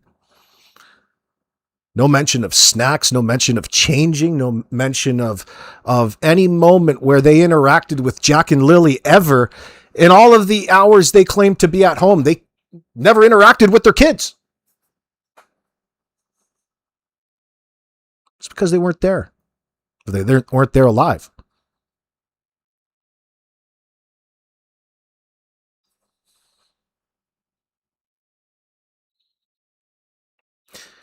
Would account for how Malaya really fucked up in the affidavit, telling her because they were wanting to know what the kids were last dressed in, what they were wearing. Remember, she listed off, and for bed, she dressed old Lily up in 2 sweaters, a shirt and a sweater. She put socks on the child and pants to put them to bed. Have you ever heard of pajamas? Have you ever heard of not wearing socks to bed? They don't need to wear a sweater to bed when you've got blankets on the bed. Tells me that it's so far from the truth, especially at this point in time. You didn't even want to mention pajamas for toddlers are what everybody gives you as a present. You've got so many damn pajamas you don't know what to do with. And you want to talk about dressing your kid up to go to bed.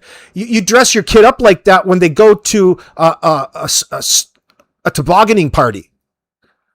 You double up on the layers and put a coat on them, by the way, if you didn't know. And boots. Not just rubber boots, maybe some winter boots. But hey, it's April. It's rubber boot season. Think about how off her statements were to police that night.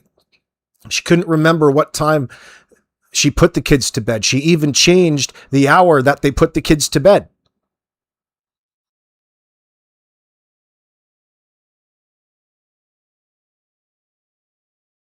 Never a solid story. Never a really true, heartfelt detail. Just a scripted, rehearsed, recited paragraph of nonsense that prioritized the types of people that they want you to believe that they are over the types of people they actually are. That's why it made its priority into her statement to the world in front of the CTV camera. We're not the types of parents to let our kids go out alone like that, but they opened up see what I mean? Like, why even bring that up? And she fucked the statement up. Let's listen. I'm just staying as hopeful as possible. I want them home. I want to hold them. And I want them home. What happened was we woke up. I heard them playing in the next room beside us. And I was drifting in and out of sleep. And they're not the type of kids that we tell them not to go outside on their own. We always make sure that we're out there with them. That was one of the first things that old Janie contradicted for the world. Not that that mattered much. But why would you need to include that in the statement? Because you're so desperate to believe or have people believe that the kids voluntarily walked out those doors under your noses with a 3 or 4 feet away from them, not being able to hear them. Oh yeah, right. You can hear everything. You can hear everything in a trailer, you dummy. It vibrates, reverberates. They just got out and they were playing outside, but you weren't aware of it at the time. Well, exactly when did you become aware of it? Right around the time that you needed to collaborate with Janie and Daniel in this script that you assholes have. That's when you came to realize it. Oh, just heard the kids. Just heard the kids. And you later switched Malaya to having Malaya poking her head in because you've now incorporated the plural. You, the we, went from the I to the we. Saw Lily pop her head in the bedroom door. Not like that matters. That's just an added detail long after the fact. Wasn't in the statements that you gave to police. Just another inconsistency. We don't believe you. Ain't nobody believes that those kids were there Friday morning alive. So the question is, what happened after Dollarama? You think that you guys would be so transparent about all of this? Innocent people would have no problem telling anybody what happens at any point in their life, should it be necessary. And in this case, in your circumstance, it's all necessary because people have had a year to go over each and every one of your bullshit fucking lies. But there's no way that you're going to ever open up to the public because it would be the antithesis of you being here in the first place. What you need to do to stay out of jail. But they're doing this the hard way. Watching them. And they happen to just get out that sliding door and we can't hear it when it opens. And they were outside playing, but we weren't aware of it at the time. And the next thing we knew, the room, like, it was quiet. And we get up and I tell him, my partner, Daniel, I tell him, do you hear the kids? And he says, no. Isn't it fucking amazing that all of a sudden you've slept in bed all day, you've been up, called your kids in sick from school, you've been up calling your mom, you've already sent an email and other things that you won't identify that particular morning that would suggest that you're up and active, not to mention the forensics on your phone. Isn't it interesting that out of nowhere, you all of a sudden jump up because of the dead silence and think that now is the time that you should be looking after and worrying about your kids? The moment that it goes silent, not the 5 hours preceding that, not getting up and getting the kids something to eat and settled and on about their day. You're never once worried about that. Just when you were alerted by the sheer silence of it all. Just such a real problem there, honey. That's a major red flag. Every angle in this story is such bullshit. Thank God for Brandon Lemieux. So count 16 hours back from that just a clapping seal.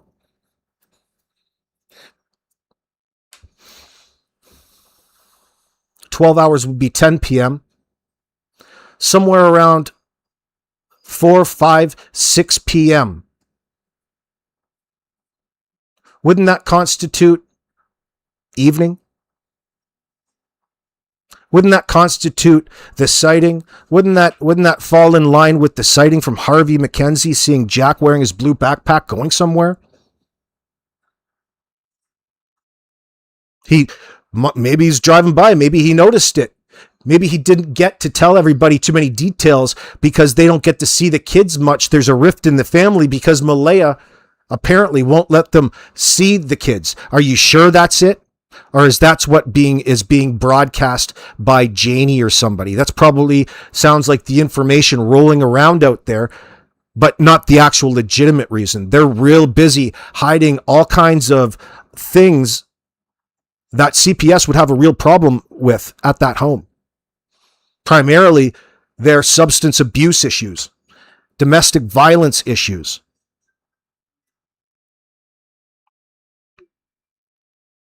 Fuck, that house sounded like a nightmare. Could you imagine the level of hell it must be if even that biatch Janie has to move out of it? It's got to be some deep, depraved level of hell. Intolerable for Janie to have to move out into the driveway.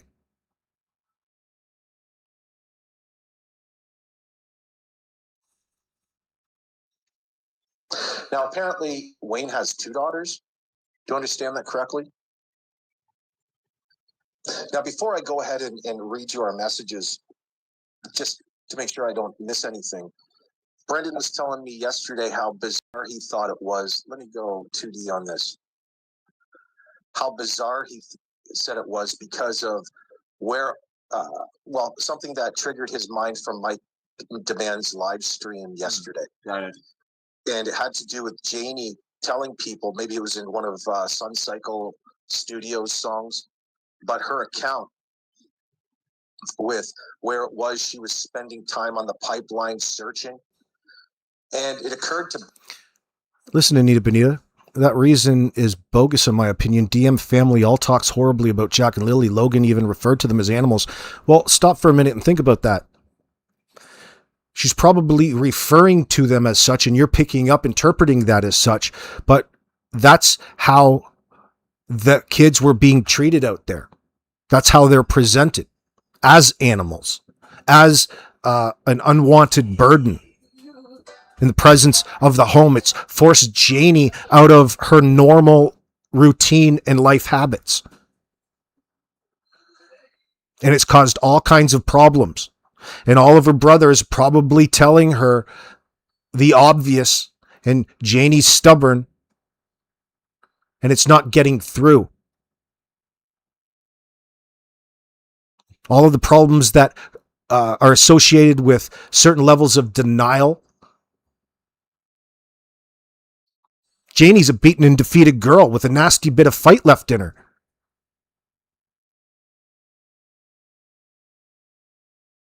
That's how she presents.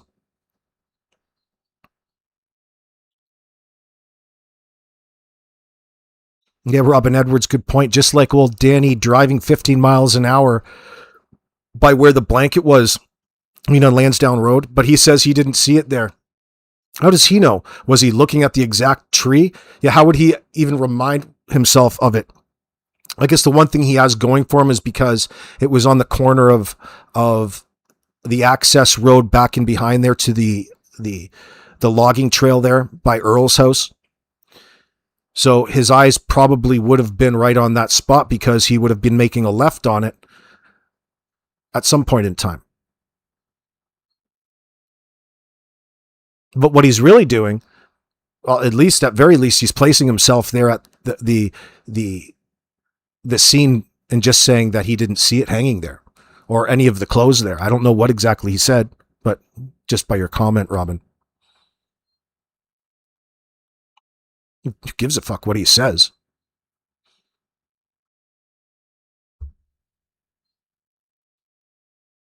Brandon that day, how she was describing it, how she was searching, her and Daniel, in the exact opposite spot as where all of these other things were being found, like the footprints out here. Friends, when you're in the throes of addiction, You're not trying to be having a healthy family. You're too consumed in getting yourself your fix. You're getting yourself high and isolating yourself. They call them the divorce drugs for a reason. Okay? You've already dissociated away from real life, your reality, where your children need you, your family, your spouse needs you. Okay? Every single time. Even right into high functioning. That's the effects of it. So, it sounds like just an excuse, Anita Benita. Like, for example, Daniel will be providing Janie with that excuse by placing the blame on Malaya, saying that, she has some reason just to pass blame on to why it is that they don't want to be or take any time in engage in any reindeer games in that sense, why they don't do a lot of socializing, in other words. It just comes with the substance abuse. And that further isolated the kids because it kept them away from a normal life. Like that trailer isn't small enough. Those kids wanted out of there so desperately.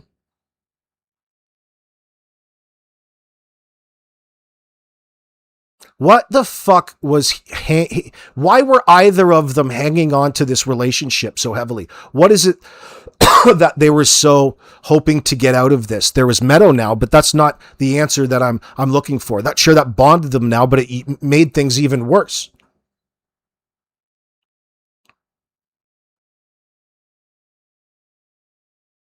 You think it was the dope bond, Mr. Hemi? It's a good point.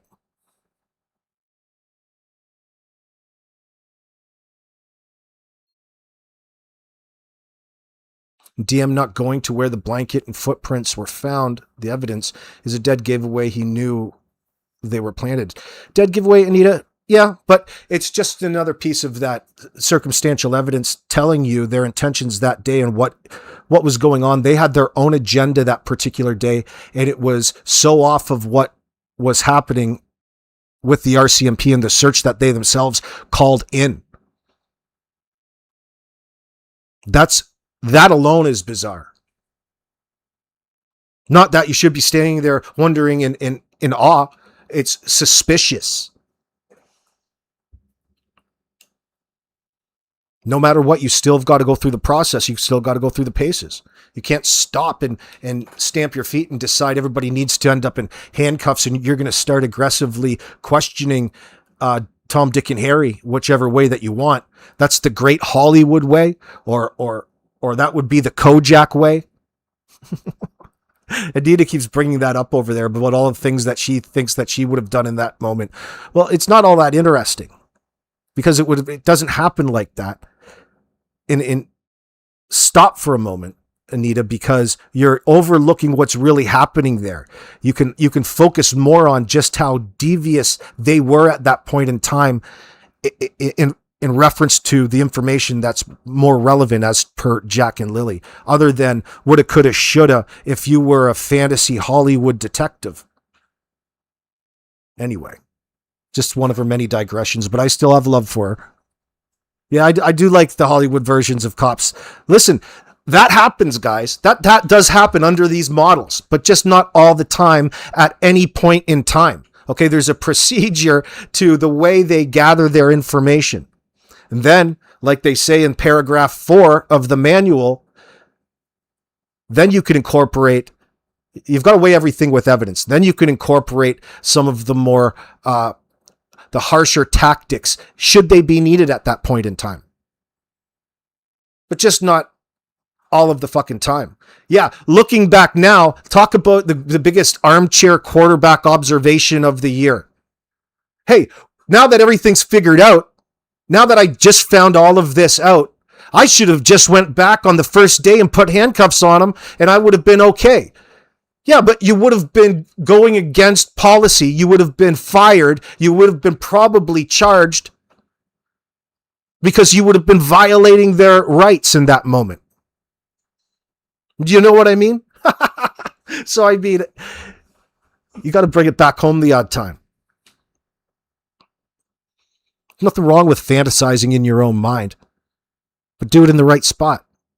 Section 4 of the PIM model. Think about what kind of evidence that you want to pull up to swing in front of their face a little bit and how you're going to do it. That's what you need to be fantasizing about in this. How exactly we're going to get these SOBs. Where is Anita? Ilyanka says, Anita, I think AB is trying to explain why you and I wouldn't do what Daniel and MBM would do because we're better than them. Oh, you're talking about Anita Benita. If a stepdad was searching for a missing kid, says Anita, you would think you would want to search where possibly evidence were found if you thought they wandered. Yeah, there's a woulda, coulda, shoulda thing, but we have to keep recognizing the fact that this isn't an ordinary situation. This isn't a legitimate situation where the kids actually did go wandering. This is their excuse. And it's their shitty fucking excuse. It's that way because they have no choice. It's that bad. This is an emergency makeshift script that puts the blame back onto the kids. And they magically disappear.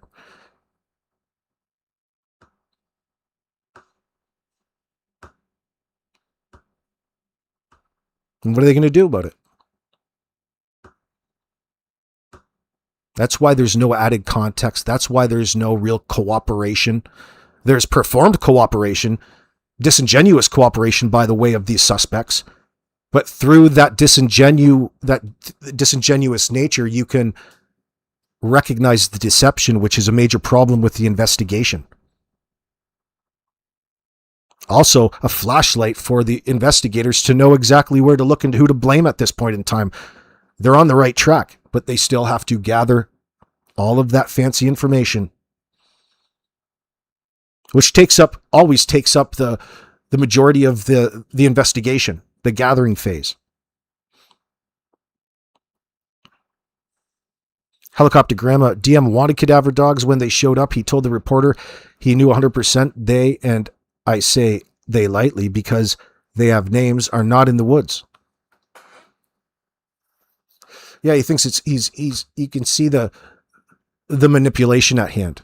But he can sit there in that moment and fool everybody and say, oh, well, in the moment, we didn't know what else to think. What else would you think?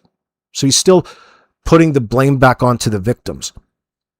He almost got himself in trouble, Helicopter Grandma, in that situation because of further introducing the backpack missing and the rubber boots and things like that, and incorporating them in items that were missing as though the kids picked them up and walked them out the door with them. And here we have Harvey talking about Jack wearing a blue backpack the night before.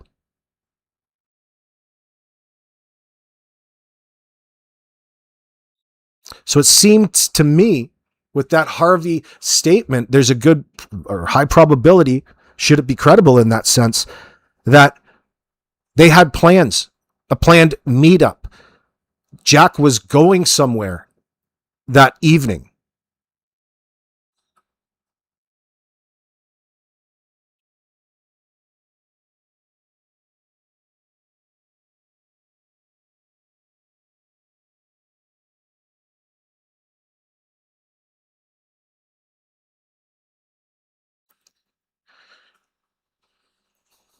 Helicopter Grandma, Daniel sounds like what you would put in for a script in a cartoon, a sinister cartoon bad guy. But remember, or please explain to you how Thursday or any other day is just an ordinary day when you have 3 children. Come on. Oh, exactly. It should be busy. Always busy. So you got 3 kids. Somebody is always wanting to eat. Somebody's always hungry. There's always something going on. Not there. There's nothing exciting. People were just, in limbo, NPC style, just in pause mode.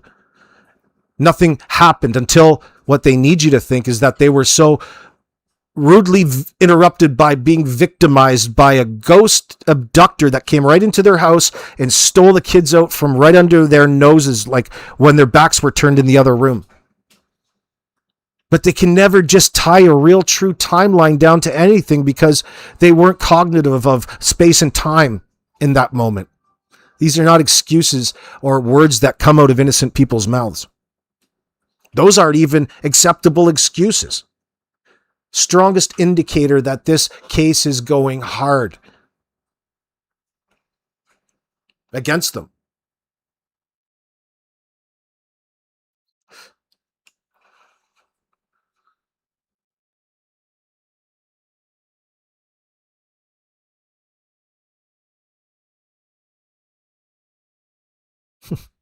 Nothing says destroying evidence like Janie talking about that one boot print from Jack. The one isolated boot print right in the middle of where it was she was raking. What a mind fuck that is. So either Jack magically was alive and jumped into the middle, super jumped it, one hopped it, made one boot print, or she destroyed all kinds of other boot prints and pieces of evidence right there. And that was the freshest boot print. Interesting. How out of place, especially alongside all of the other negative evidence at what you would expect to be a scene, a crime scene where there was a struggle.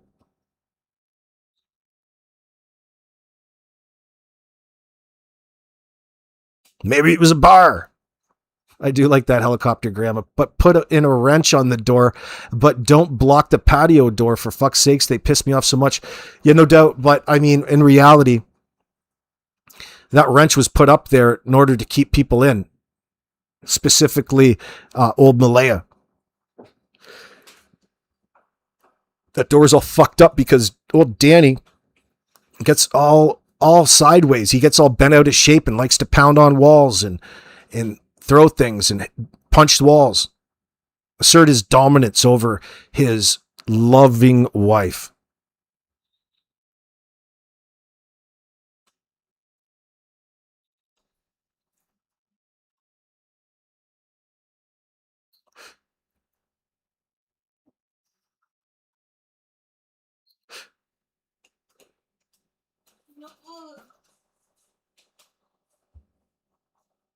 Zeitwave, Montreal Road.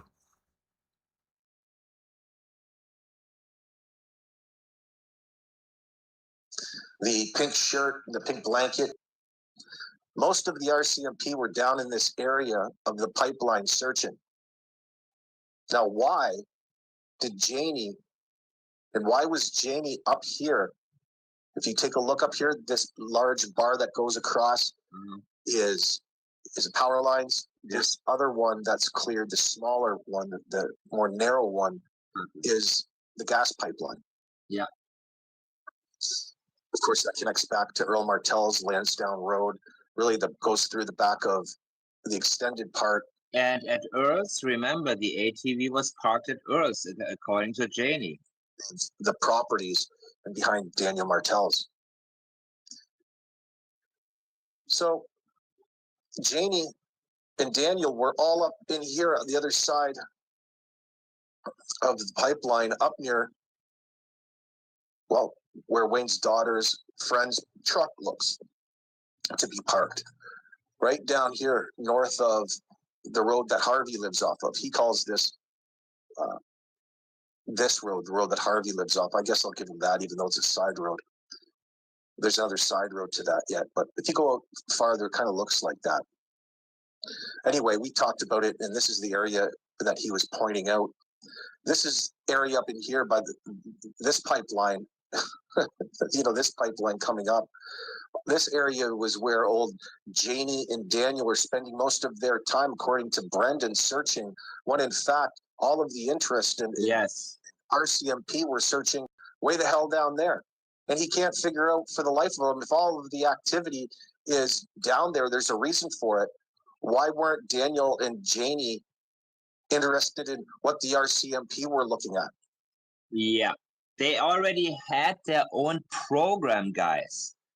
Janie and Daniel, they knew already what to focus on, and they focused on the area where evidence was dropped on Thursday night, where ATV tire marks were left from the night Thursday to Friday. So they rode up and down with the ATV to make sure that this type of evidence is not going to be useful anymore. Janie and Daniel and Justin and whoever else they filled in had their own plan. It didn't matter to them what the RCMP or anybody else was doing. They destroyed evidence, guys. Go ahead. If they were so keen to get Jack and Lily back, like they say, they're off in nowhere land, searching for absolutely nothing for no apparent reason.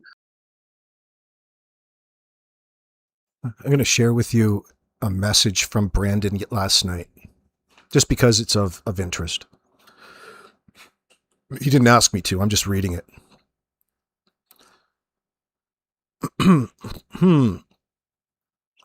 How did this pick up? Let me see. Oh, I sent him a screenshot of this chicken whisperer talking about Robert Major, who's local to Pictou and has cadaver dogs. I said, "Do you know this Robert Major with the cadaver dogs local in Pictou?" He said, "No, I can't say that I do." I didn't even know we had local cadaver dogs since they had to come in from BC to look at the kids' trailer and area. He sent me a couple screenshots and said, this is the guy I'm guessing is the fella. Going through his profile, he definitely does dog work for sure. I recognize his granddaughter somehow, and I see Belinda Gray is friends with him on his friends list. It just shows a picture of him standing around with a bunch of RCMP officers. I said, oh, somebody mentioned it in comments. I'm mentioning it to you. I think it was Chicken Whisperer said that he talked to, that he was talked to by Teabagger and that she is running an attack on him too, discrediting him. So the comment from Chicken Whisperer reads as follows. Maybe Bob the dog handler can take his cadaver dog up around where Janie and Danny Boy were hanging out. Bob lives in Pictou County and says he will be going out again this fall. Maybe Brendan can talk to Bob for some areas to check. If he hasn't already. His name is Robert Major. He's already put his name out here on YouTube. He was defending himself and his dog against Teabagger and Drone Goof's attempt to discredit and slander him.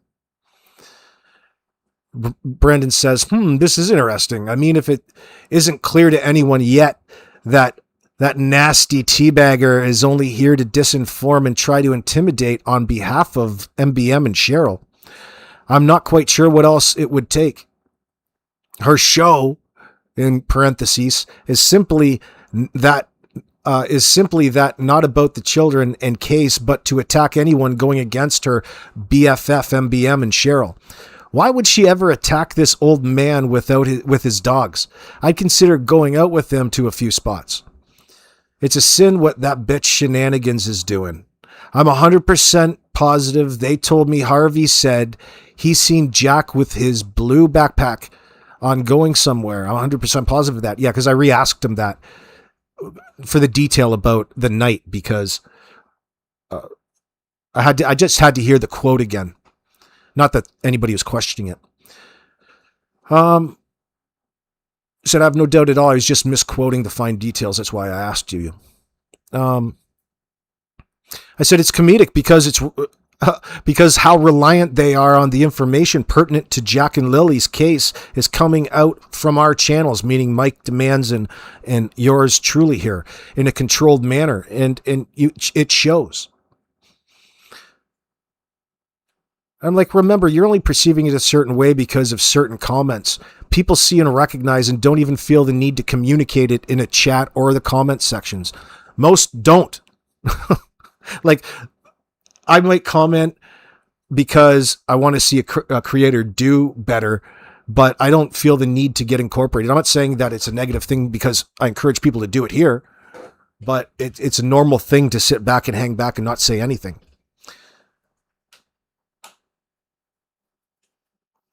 He says, I'm seeing your live from earlier, and the woman talking about Earl's posting about the pit bulls.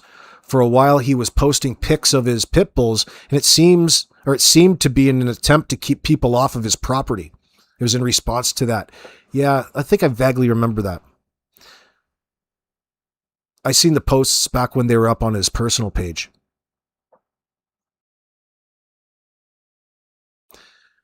I think I may send him a message, he says. I'm going to think about it. Do we know why that twit was attacking him in the first place?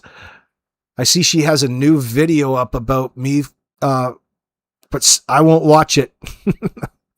What she says has zero importance or meaning other than to get views and how to sow drama for dollars.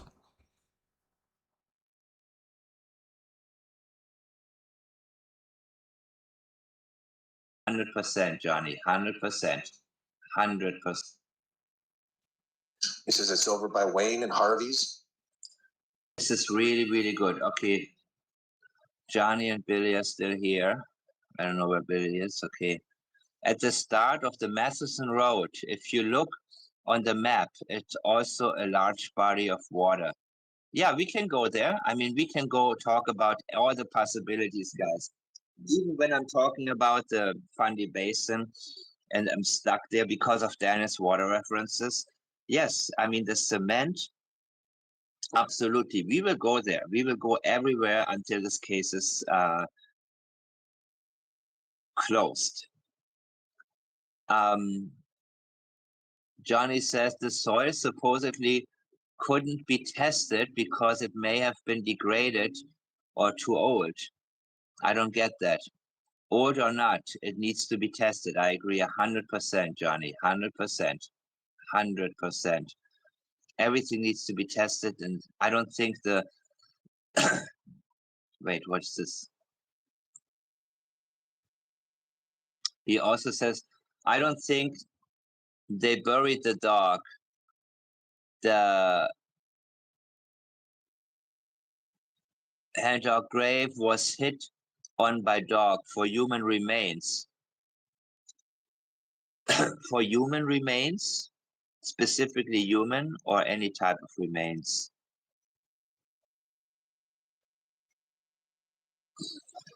Yeah. So what happened, Johnny? Do you know? When the dog hit on it, was it dug out?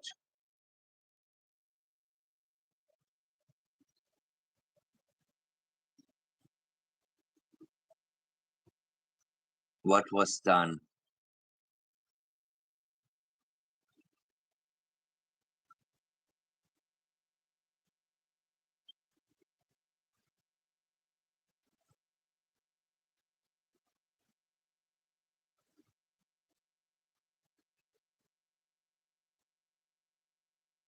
Johnny also says, Billy, I got it mixed up, but she wasn't around May 2nd.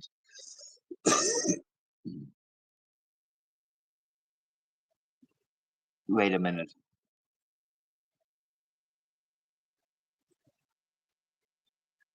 She was away at school, allegedly. They got her mixed up with Emily, Hayden's girlfriend. Who's he talking about, Anita? Well, hopefully she didn't say that, Ilyanka. You say, what? They took soil samples on where a cadaver dog hit, and Belinda's excuse was it may be too degraded and not worth spending the money? There's so much wrong with that statement. And too degraded doesn't even make sense, honey. But that's just hearsay from my live chat. They're talking about here in this video I noticed this afternoon when I was listening in traffic that someone in his chat was talking about this, or a hand dug grave up near, where's my Google Maps? A hand dug grave up near St. Andrew's Church. And apparently he was lining it up and I wasn't paying attention, but it sounded to be right in this area here where they found the purple bloody underwear, black sock right in right around in here. They have a tree that they erected dedicated to Jack and Lily. Well, isn't that finalizing things? All these assholes are in such a final state to try to get past this and put up memorial trees. These are memorial trees so all of this group of child exploiters can celebrate something. Okay? This is a celebration of getting away with murder and exploitation of these poor children. So anyway, fucking scum of the earth. So anyway, that's where Mike is going here. So I don't know if there's any truth to any of that. But isn't it funny? Isn't it funny if that is true and you're telling me Belinda disregarded the hit on soil for decomp? You witnessed the hit, and that's not exciting enough. That's not enough for you to talk about alone. You've got to talk about how it's probably too degraded to be worth processing and evaluating.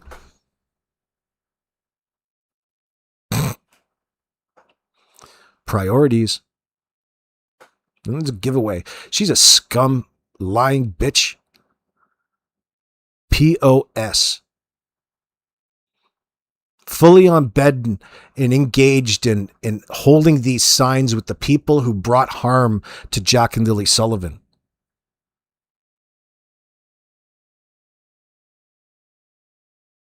Jenna?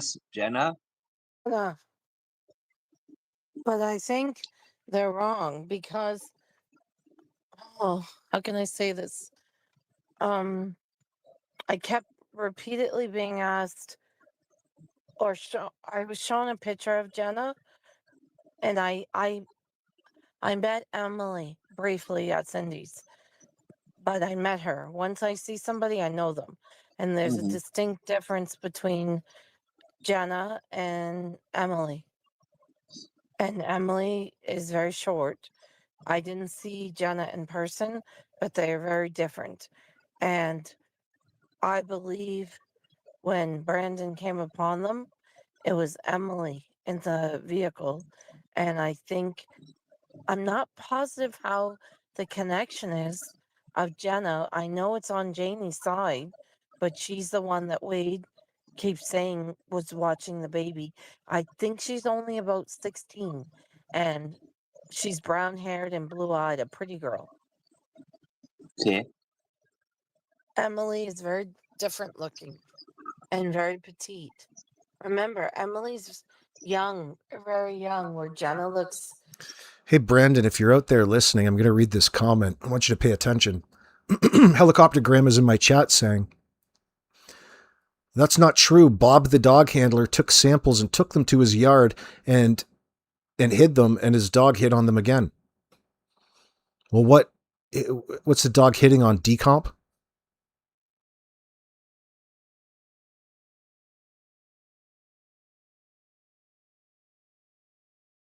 It'd be interesting to know the details about all of this, what's being talked about.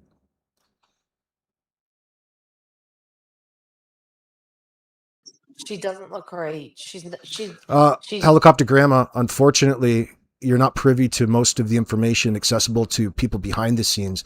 Let me assure you that there's problems. I wouldn't be up here just making up shitty things to say about a specific person in this circumstance if there wasn't any merit behind it. So I'm sorry it's hard for you personally to hear you because I love you, Helicopter Grandma. But this is why we don't want to bring her up. But I am so disappointed in her.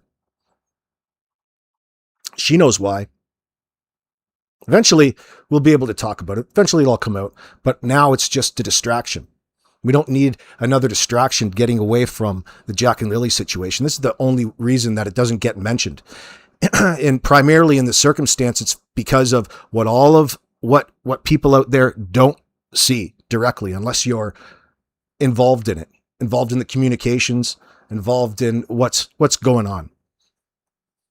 So I don't blame you for being, or thinking that's hard to hear for you, because you spent all of this time believing a person was a certain way. It's hard to hear that, Helicopter Grandma, but I'm sorry to tell you that there's a reason why I bring that up and I comment on it in the way I do here on the channel. Because that little bullshit braid needs to be broken. And it's not just because of a personal animosity. It's because of a particular individual's behavior and lies and deceit. So I love you anyway. If it's too hard, just ignore it. Young looking, but not like Emily. Mm-hmm. Okay. So I'm reading some more comments here, Anita. She's released to to Ron's brother, related to Ron's stepdaughter, I believe. Okay. Jenna's mom was out there on May 2nd. And also, let me add to that too, Helicopter Grandma. In this circumstance, what makes it hard is because right now you're experiencing and living through a crime in progress, okay? And even for people, as much as we come and break to you in regards to what the witnesses are saying, what the real topics are in this Jack and Lily Sullivan case, there's still things, you're still sitting up here behind the microphone speaking to all of the fucking suspects each and every day, and they're planning around and they're all working in collab trying to discredit the information that's coming out to you that should be shocking and directing you in the right manner. All right. It's a thing. The fuck was I going with that?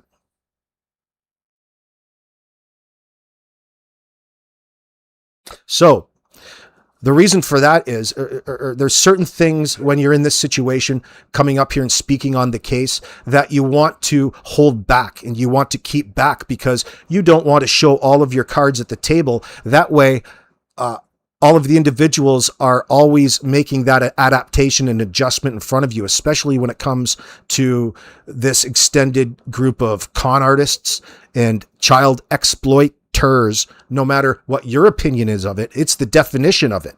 All right. So it's difficult in that because people have spent so much time thinking things are a certain way because they were presented to you in a certain way. Well, come to find out, it's not like that at all. It's very difficult to all of a sudden be put in a position to convince people of something that you now know. So now you have to undo all of that fuckery slowly. You have to incorporate it back in. You have to beat them with the truth and let the facts speak for themselves in that sense. Their behaviors speak for themselves. And that's all that's happening. You don't need me to go sidetracking or anybody else to tell you just how wrong you are about a particular way. It's easier that you come to that determination yourself. But you can talk about things in a certain manner without giving all of the information as per the reasons why. And that's always of great value. Whatever information, no matter what it is that you're thinking about, when your counterpart is out there and on the other side listening, it's not always the wisest thing to tell them 100% of the truth and just rest on that alone. No, it's better to keep them back and not have them constantly adjusting to what it is that you're possibly saying and the information that you're giving away. So there's that as well. So I'm sorry that you feel a certain way. And don't worry, I'm not holding it against you, Helicopter Grandma. Thank you for bringing it up because I just expressed it in the most eloquent of ways.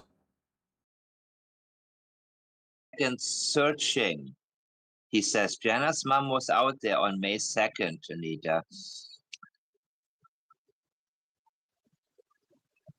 What's her name? Does anyone know her name? What's the mom's name?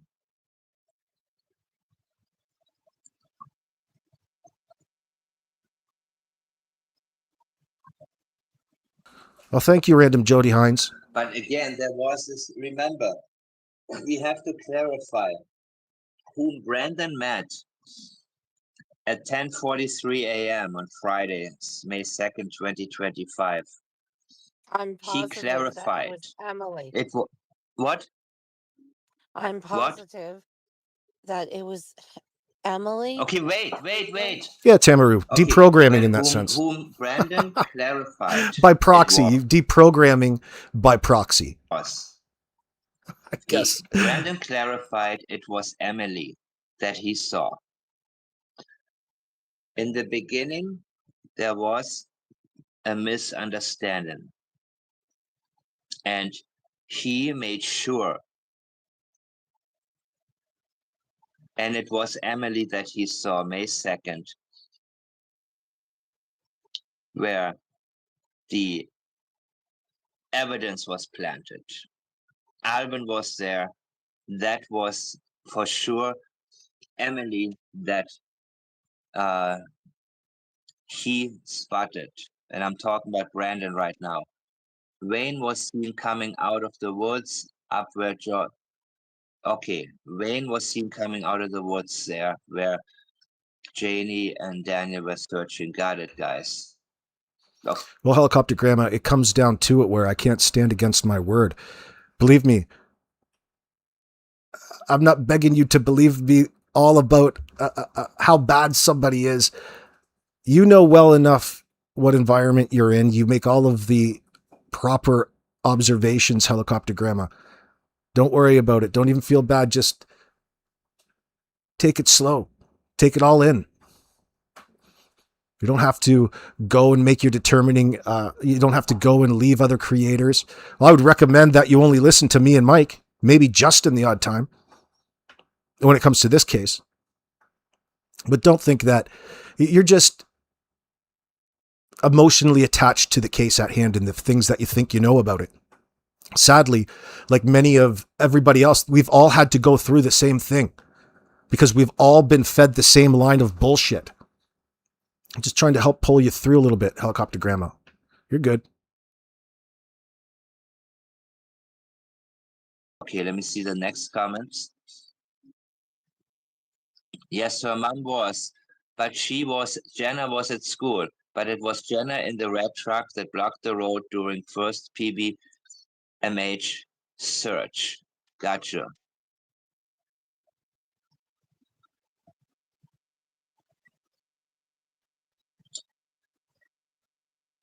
Exactly. So Emily was there with Hayden and Alvin and the driver that I believe was the other Cody. Wayne was in the red truck. Brandon was in the silver truck during PBMH search. Jenna was not in the truck during the PBMH search. Go ahead. Oh, Helicopter Grandma, that's generous of you, darling. I appreciate that. Zeitwave, you're talking about Bob wrote an email that explained in detail about his background, dog and soil samples he took from the grave at church. Well, that's cool. Well, look into them. Yep, just mentioning that because Brandon will be listening. I told him just to give him a shout, get in contact with him. He might be legit, but, you know, how do we know he's just not a proxy of Shannon's in that sense? We don't know yet. But it's funny, if she's over there attacking him, then, well, you never quite know. You can never quite measure because she's always been in cahoots with Darren Geddes, and that's how she fooled people in that sense, right? So you got to be careful about who you get in contact with, and this Bob's no different. He'll know that. If he's legit, he probably has a lot in common with Brandon, considering that, well, apparently they're both attacking. Now, how genuine is it by way of that scumbag horse face? Who knows? Who cares? But it's worth mentioning anyway. Yes, that's right. And I believe that detectives have digital evidence of that, who was in that car. And like I said, there's a distinct difference now that I've seen who Jenna is to the girl that I met, which is Emily. Yeah, I don't know what Jenna's mom's name is, and I don't know. Have I seen a picture of Jenna before? I don't think so. Jenna's mother is Mandy. What's her? Mandy? Okay. I think I have. Hold on, Mike. I Uh-huh. don't know if I'm allowed, I might have one. Hold on.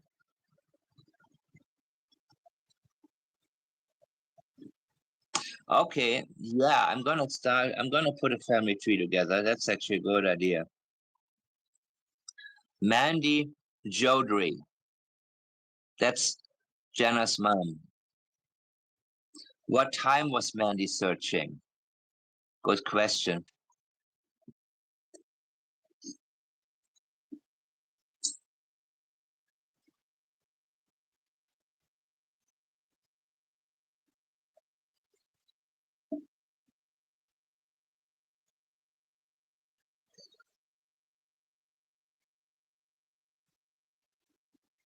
Okay, while everybody's looking something up, thank you guys. I'm going to continue with what A Balance is saying.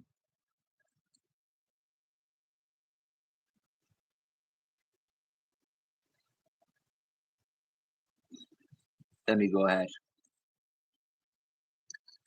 He says, when you think about it, Well, on the surface, then, if it's true, Trail Hiker, that Teabag's been viciously attacking Bob the dog handler, he's probably a good guy. Probably somebody that can contribute a lot to the situation, even at this stage. Should he be around the right people? So that's why I recommended Brandon maybe drop him a message, get to know him a little bit. Do my bidding, boy. I'm a matchmaker. You guys get together. You guys get together and figure things out. In reality, here's the truth. Anybody out there with a good dog, and you know your dog well enough, get out there, get out and bring them everywhere when it comes to a situation like this. You don't have to wait to anything specialized. Dogs have absolutely no problem sniffing out rotten shit to roll in. Take your lab, find some mushrooms, all kinds of things. Dogs are handy for if you know how to read your dog, and you should, unless you're Daniel and Janie. They seem to claim to know all about dogs. You know anything about dogs? You guys know anything about dogs? They roll in anything, including the evidence that you guys needed to get rid of.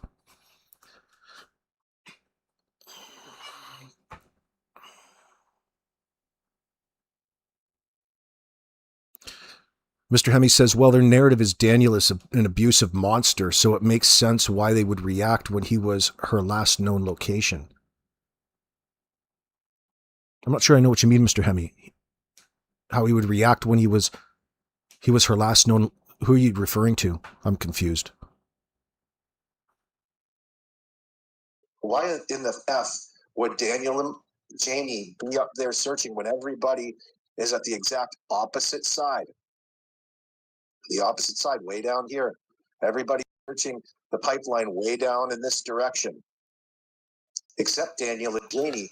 So it's an interesting topic to bring up now because of the association with one of the brothers being allegedly, involved in grave digging around there. Up there there's a few cemeteries up that area. The Lairg Cemetery Road up by the pipeline. There's the cemeteries over by St. Andrew's Church and on the trail that leads into Gerlock Brooks Falls, where Danny likes to go down and throw his fishing pole in, and where all of the bloody underwear, where there's evidence rounded up. So the thing is, the only thing is, goddamn, these things popping into my mind. So you got a hand dug grave there's a hand dug grave at a graveyard. There's a tree that was planted. A dog is allegedly hitting on decomp. Is that actually uncommon? Would that be too far out? We don't know that it's Jack and Lily's. It's a goddamn graveyard. There's hundreds of bodies buried here over a long period of time. So some leaching into the soil isn't too unheard of. So I guess what I'm getting into in dog handling terms would be something like a false positive. Like of course, I don't have all of the information. I'm just going on what people are saying. I wish I did, though. But, it's interesting nonetheless that it's brought up. But if it's topsoil taken from the earth around graves already,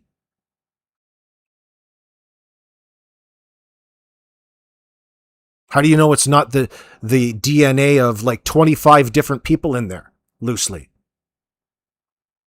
Don't know. They're up here. You have to test it. Why? And guys, I think they're all in on the cover up.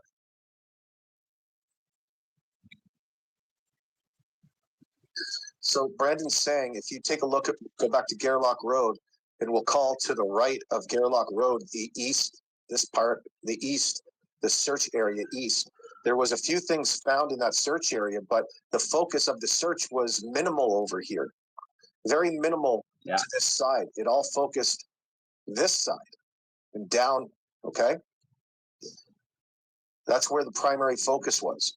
So over here, because it wasn't being focused on at the time, that's why Brandon took the initiative and spent time over here searching it as he did. So he was over there responding to and getting. So, Tamaru, you're saying that it wasn't the graveyard. It's from St. Andrew's Church is where the tree was planted? Is that what you're saying? Well, that's much more interesting than taking dirt from a graveyard, isn't it? That church's graveyard is not on the property. No, I know. I have it right up here on the map. But okay, thanks for the clarification. You're telling me that the conversation was about the tree at the church that they put up? Well, that's interesting AF. What old Bob has to say about it? Yeah, Janie 17, do we know that they're sure? If Teabag is pushing a story, you got to be real careful. She's full of shit.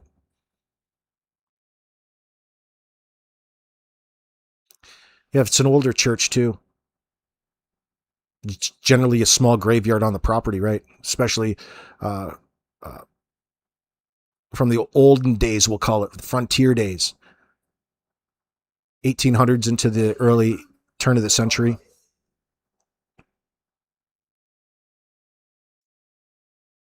So Mayflower, if you don't have the children's scent, it is going in blind. I did it just to see if your dogs would alert. Oh, okay. I see. You're talking about your own dogs. It's interesting. Helicopter Grandma said Bob the Handler called it a clandestine grave. Well, that's interesting.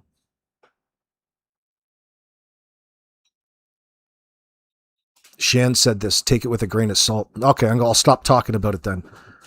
Frig you there, horse face. Receiving some of the tips that were coming in were pointing him over to this direction. And that's why he was spending so much time at that point. It's interesting how he was able to obtain the tips, the random tips that were coming in, and applying that to his search operandi, we'll call it, his methodology to how and where he was searching. That's really, really a step ahead. Good for him. Good for Brandon. Yeah. And I guess his military training and everything came in handy. Brandon knew actually what to look for. So I don't know what it is. I guess that's the last thing I'm going to do is listen to Shannon. I'm not even interested in the story. But if you're planting a tree like you go and buy from the nursery and it's in maybe a 12, 15 gallon pot, you generally dig a great big hole that could look like a hand dug grave. You dig it down 36 inches, 24 inches or whatever. Or you could plant a tree that's, has a root ball the size of your hand. You could plant a little sapling, a wee little guy, but I don't know. I'd rather just hear straight from Bob, the dog handler himself. It was a McKenzie tree with a plaque, Helicopter Grandma says. I don't know what that means.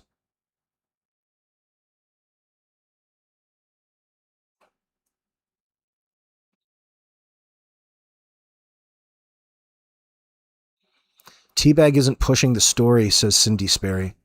Or Cindy Perry. Or Sperry. Sorry. Teabag isn't pushing the story. She's angry that Bob told Belinda, Malaya, and others at the gathering for JNL. Oh shit, you're at the wrong spot, pal. Bob, you're in amongst the suspects. Should have told the police.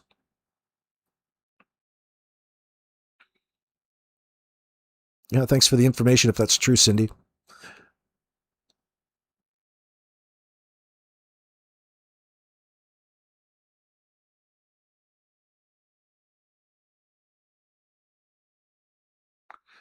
It was a tree planted by some old McKenzie person in their memory with a plaque.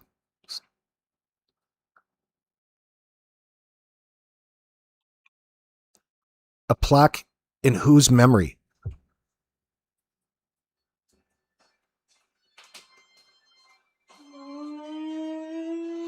Brendan, we need to go get a picture of this tree.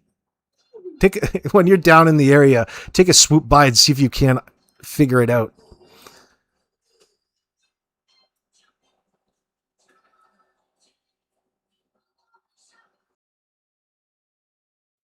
He said he was focused on the anonymous tips coming in and just outside the search area.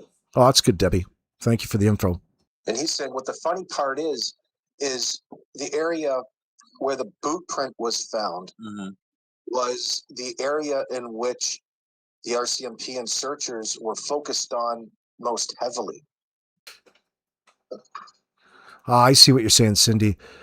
That Horseface was on the search team that originally found the clandestine grave, and she didn't think it should be made public. I mean, why are you calling it a clandestine grave in that sense? How the fuck do you know what it is? You ever seen a hole in the ground before, honey? Here's a shovel. Something's not right about this whole story.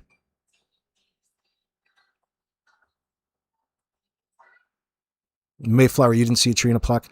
Yeah, well, in time we'll figure it out. It's not really the most important thing. I'm just interested in this dog hit.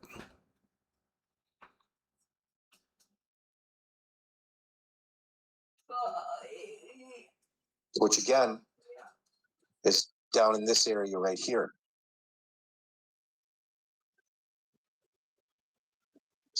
Yeah, he's stumped. He's astonished, we'll call it, because of what he remembers of the first day of the search and where everybody was focused. Daniel and Janie were nowhere to be found. They were at the complete opposite end. Absolutely, guys. Bob called it that, did he? Focused on most heavily. These people give themselves away again and again.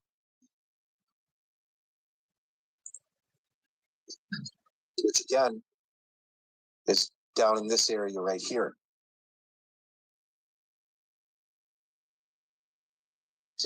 Yeah, he's stumped. He's astonished, we'll call it, because of what he remembers of the first day of the search and where everybody was focused. Daniel and Janie were nowhere to be found. They were at the complete opposite end of the search area on the pipeline.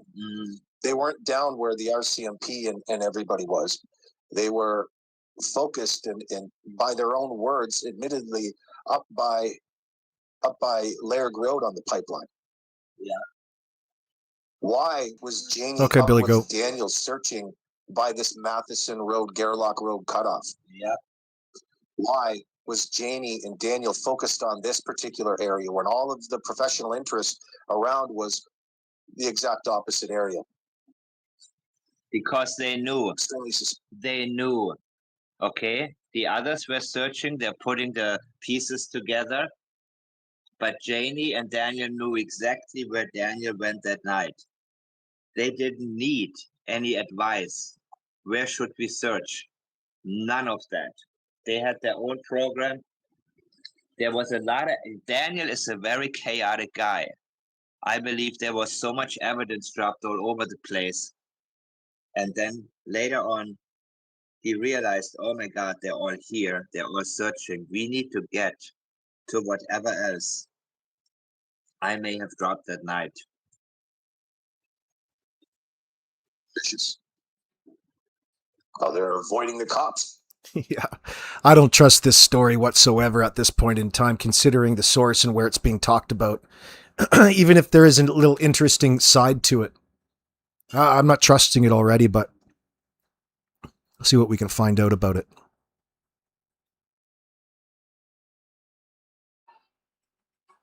Get the fuck out of here, helicopter grandma. Bob the dog handler called it that, and apparently I think the RCMP, I doubt it, told him it was a biker gang's grave and was moved. Who the frig, and I say that lightly, knows anymore? Listen, helicopter grandma, I don't need to correct you, girl. You're having a good enough day. Oh yeah, that's just don't worry about that. That's a biker's grave. Stop getting your information over there in Shannon. I caught you. You're watching shenanigans. I don't trust nothing about this story. It's all a fucking bullshit deal.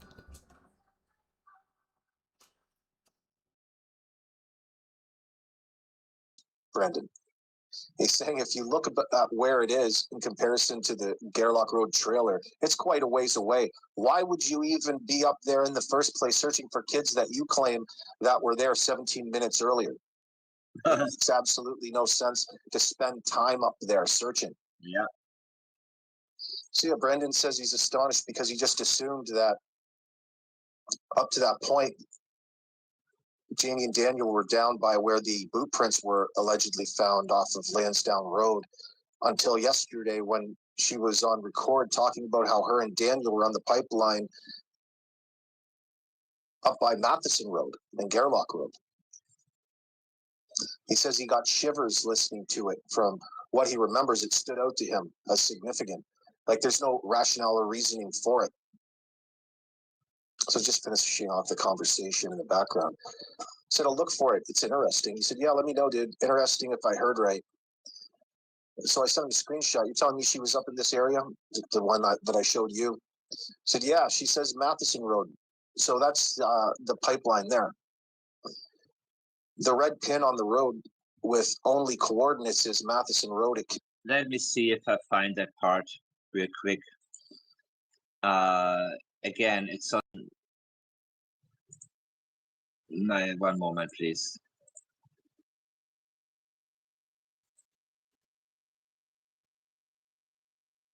Give me 1 second, guys. All right, helicopter grandma, I got you. I'm corrected. 1 minute. It was Harvey that had the red truck, right? Okay, here we go. Check the comments, people. It's right there.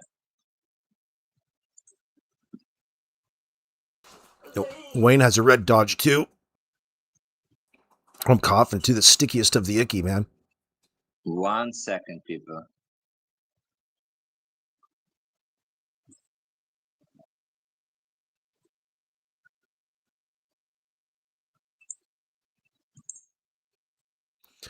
Yeah, you're saying Billy Goat Thumb. It's funny now re-listening to the recording. Janie was with Justin and then went to Daniel, who was on foot with no ATV. So even more odd, why was he all the way up there and on foot? Because my answer to you, Billy Goat, respect the question, valid question. You take that a little farther, knowing what we know at this point. Excuse me.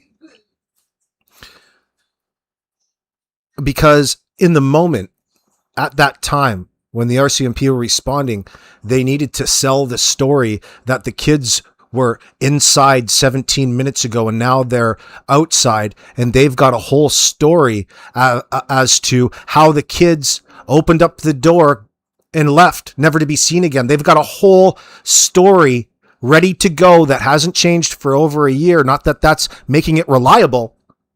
It's a problem. in order to sell to the world that the kids need to be found, that they were just here 17 minutes ago and walked out on their own volition. So, so you can't sell that to them by standing around at the trailer trying to convince and persuade the police into believing you. You have to get out there and be physically, you've got to look disturbed, and you've got to be frantic in trying to search for kids that you know are out there somewhere because you just saw them. That's a big problem for them when they go later on to adapt. They've got major fucking problems on their hand when it comes to this bullshit narrative that they sold them.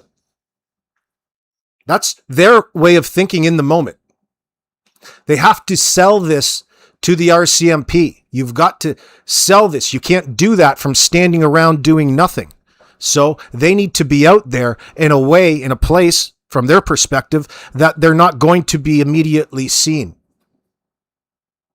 They want to normalize it and introduce it. And Daniel's been doing that in every interview, talking about how he's desperately, frantically out there searching. Now, friends, we all know how irrational it is in the moment. No matter what your mental state is, you still have to have a reason. That's what stems the most difficult feelings in these circumstances, is not knowing what to do. Okay? These assholes had an agenda and knew exactly what they were doing and why they were out there.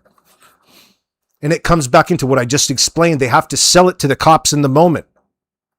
They'll worry about months down the road about correcting themselves and adapting based off of nobody being able to even get any evidence or a scent trail on the kids leaving the place.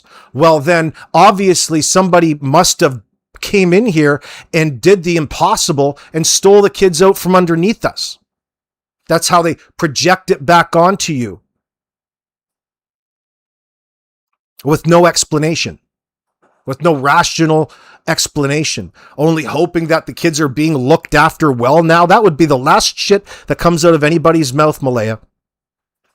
Talk about disassociating yourself away from reality, about what really happened to the kids, even the potentials, the realities. I don't even know how the blanket got in that tree. I don't even know how it even got there. Listen, they had to sell it to the cops, okay? You know that as well as I do. They have so much invested in this script out of sheer desperation.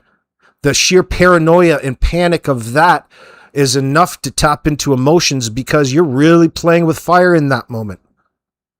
But of course, they're ignorant to any sort of research. There's not that much planning went into the circumstance. It was out of desperation.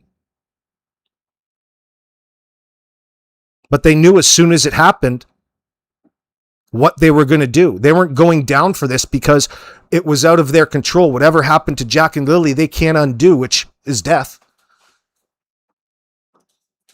If the RCMP found out how Jack and Lily died,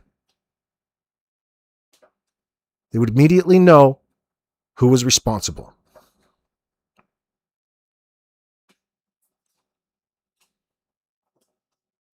Talking about their mental state in the moment.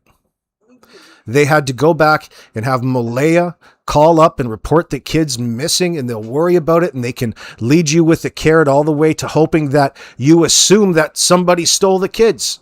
Somebody kidnapped them, came right up in their trailer and took them right out of there without a word.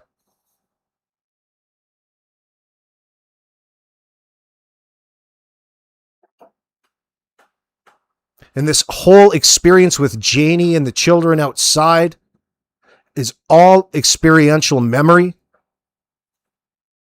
It's easy for Janie to incorporate her any day, any time is her experiential memory in her story, her alibi for that May the 2nd morning. It couldn't be any more impersonal. She didn't even want to get into any times that she had a close interaction with Jack and Lily, other than the different ways she's fucked up that salamander story. That salamander story goes hand in hand with the giving Jack and Lily snacks that Thursday afternoon that she blatantly left out every time that she retells the story. She put it in when she told police the first day, then forgot about it since then. That's very generous of you, darling helicopter grandma. Giveaway. There is no solid time frame that anybody can put together, including the suspects, including Daniel, Malaya, and Janie. They don't even want to acknowledge it. They want you to believe that there is nothing worth remembering in the most important hours from 2:30 all the way down 2:30 to 10:30 a.m. on May the 2nd. Other than them momentarily drifting in and out of sleep momentarily in the morning. They don't want to talk about any other point in the day. No interactions with their kid. They have to distance themselves that much because of what it is that happened to Jack and Lily and when.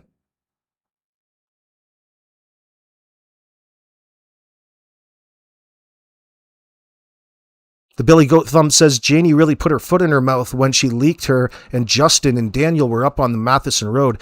It's amazing to me, LOL, because this changes a lot in your mind, my mind. How so, Billy Goat?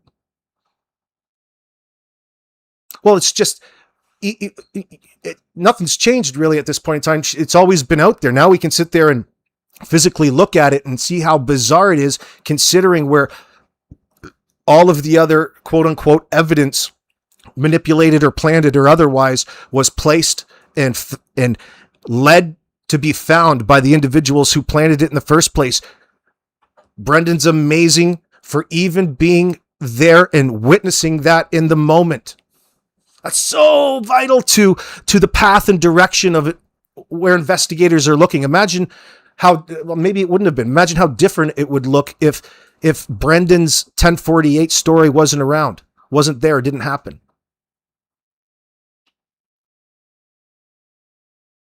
That's solid shit. That's the kind of shit that fucks your alibi right up.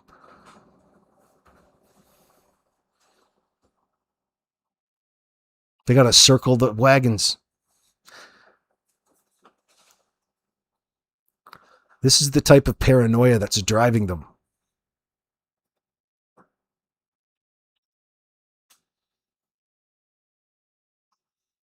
You have major red lights going off in your brain about that area in Matheson?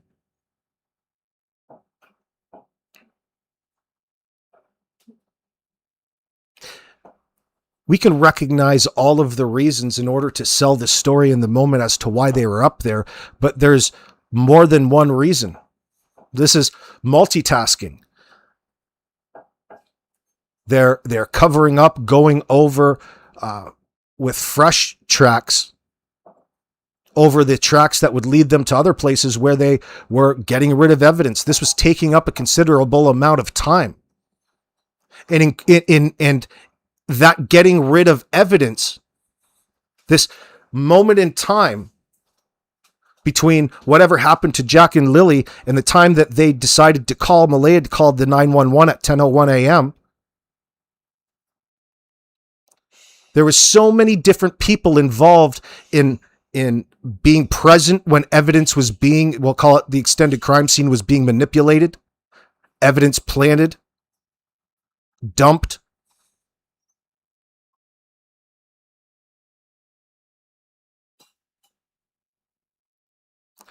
To me, that's such a strong indicator about what happened to Jack and Lily, because you just don't incorporate even your closest of friends into your own murders. You keep these skeletons in your closet. The people are involved for a reason, not because they're all solid and they're all buddies and they all hang out.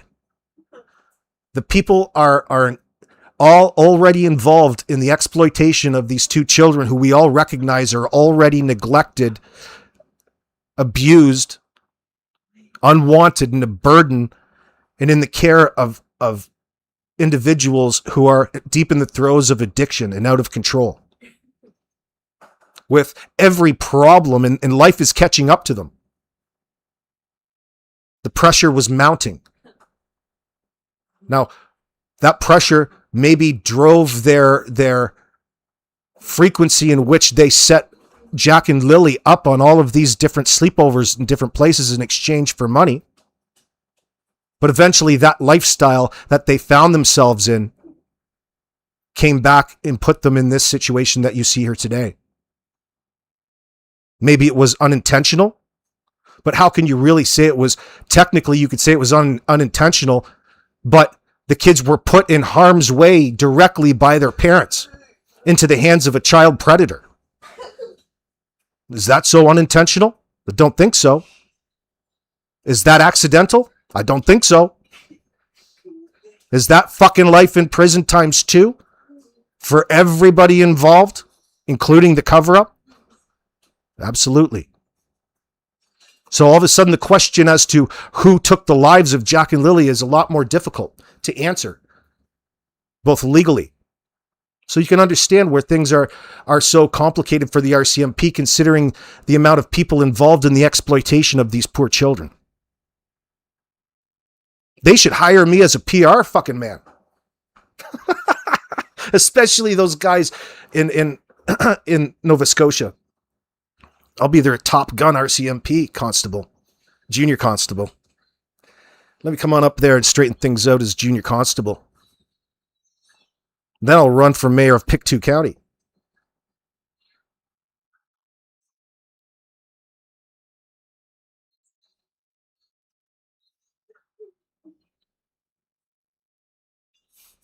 Yeah, let's not forget there's so much funny business, we'll call it. For a generality trail hiker, you say don't forget even Cindy swapped her car out. Yeah, there's that. But then there's all of the other cars that got fucked up, destroyed, disposed of. And it probably goes beyond that because, incorporates everybody because of cross-contamination of what is all of a sudden now evidence. Anything that Jack and Lily touched, slept on, these perverts have as mementos for their time that they've paid to be in the presence of the children, all have to get rid of.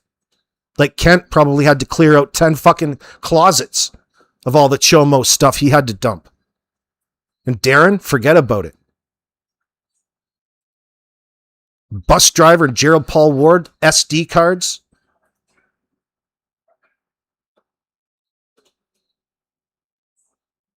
That would get this sort of coordinated effort together real quick.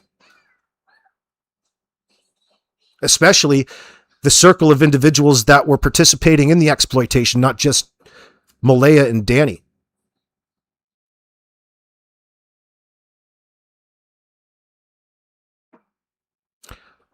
Friends, let's pay a moment to respect Brandon Lemieux and pray to the YouTube gods that Mike DeMann and Anita do a live stream later tonight. It's getting on 3 hours, and I'm going to go finish up and have a slice of pizza. Helicopter Grandma, I love you. Bodna, hello. And yeah, we'll pick it up where we dropped off. We can get up here and talk all about it at any point in time because there is really so much to talk about if you can look past the noise. Takeaway points. Harvey McKenzie talked about the rift in the family. They never saw the kids too much because of the rift in the family.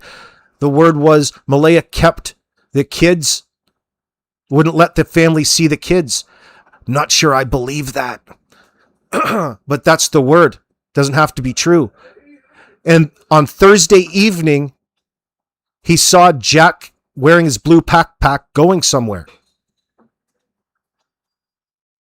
Janie Daniel and Justin up off the Matheson Road on the pipeline coming out, avoiding the hell out of the RCMP and the search with all of the important individuals around that you had to call in an emergency because your almost autistic children decided to walk out on their own.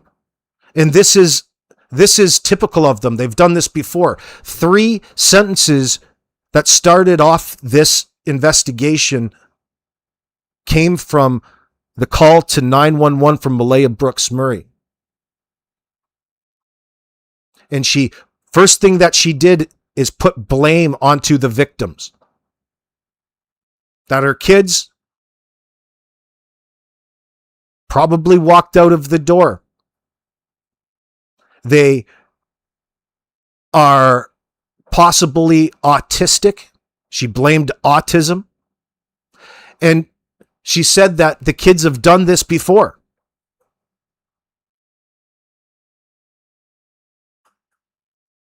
So it's so very interesting to me to think that in a situation like this, that there must have been one event that they themselves discovered and switched from believing and having to sell that the kids wandered out on their own volition to all of a sudden being the victim of a stranger abduction who did the impossible and came in sight unseen and stole your kids right from underneath your noses while you were 4 or 5 feet away. While you're in and out of sleep, holding your child after being on the phone all morning. I'll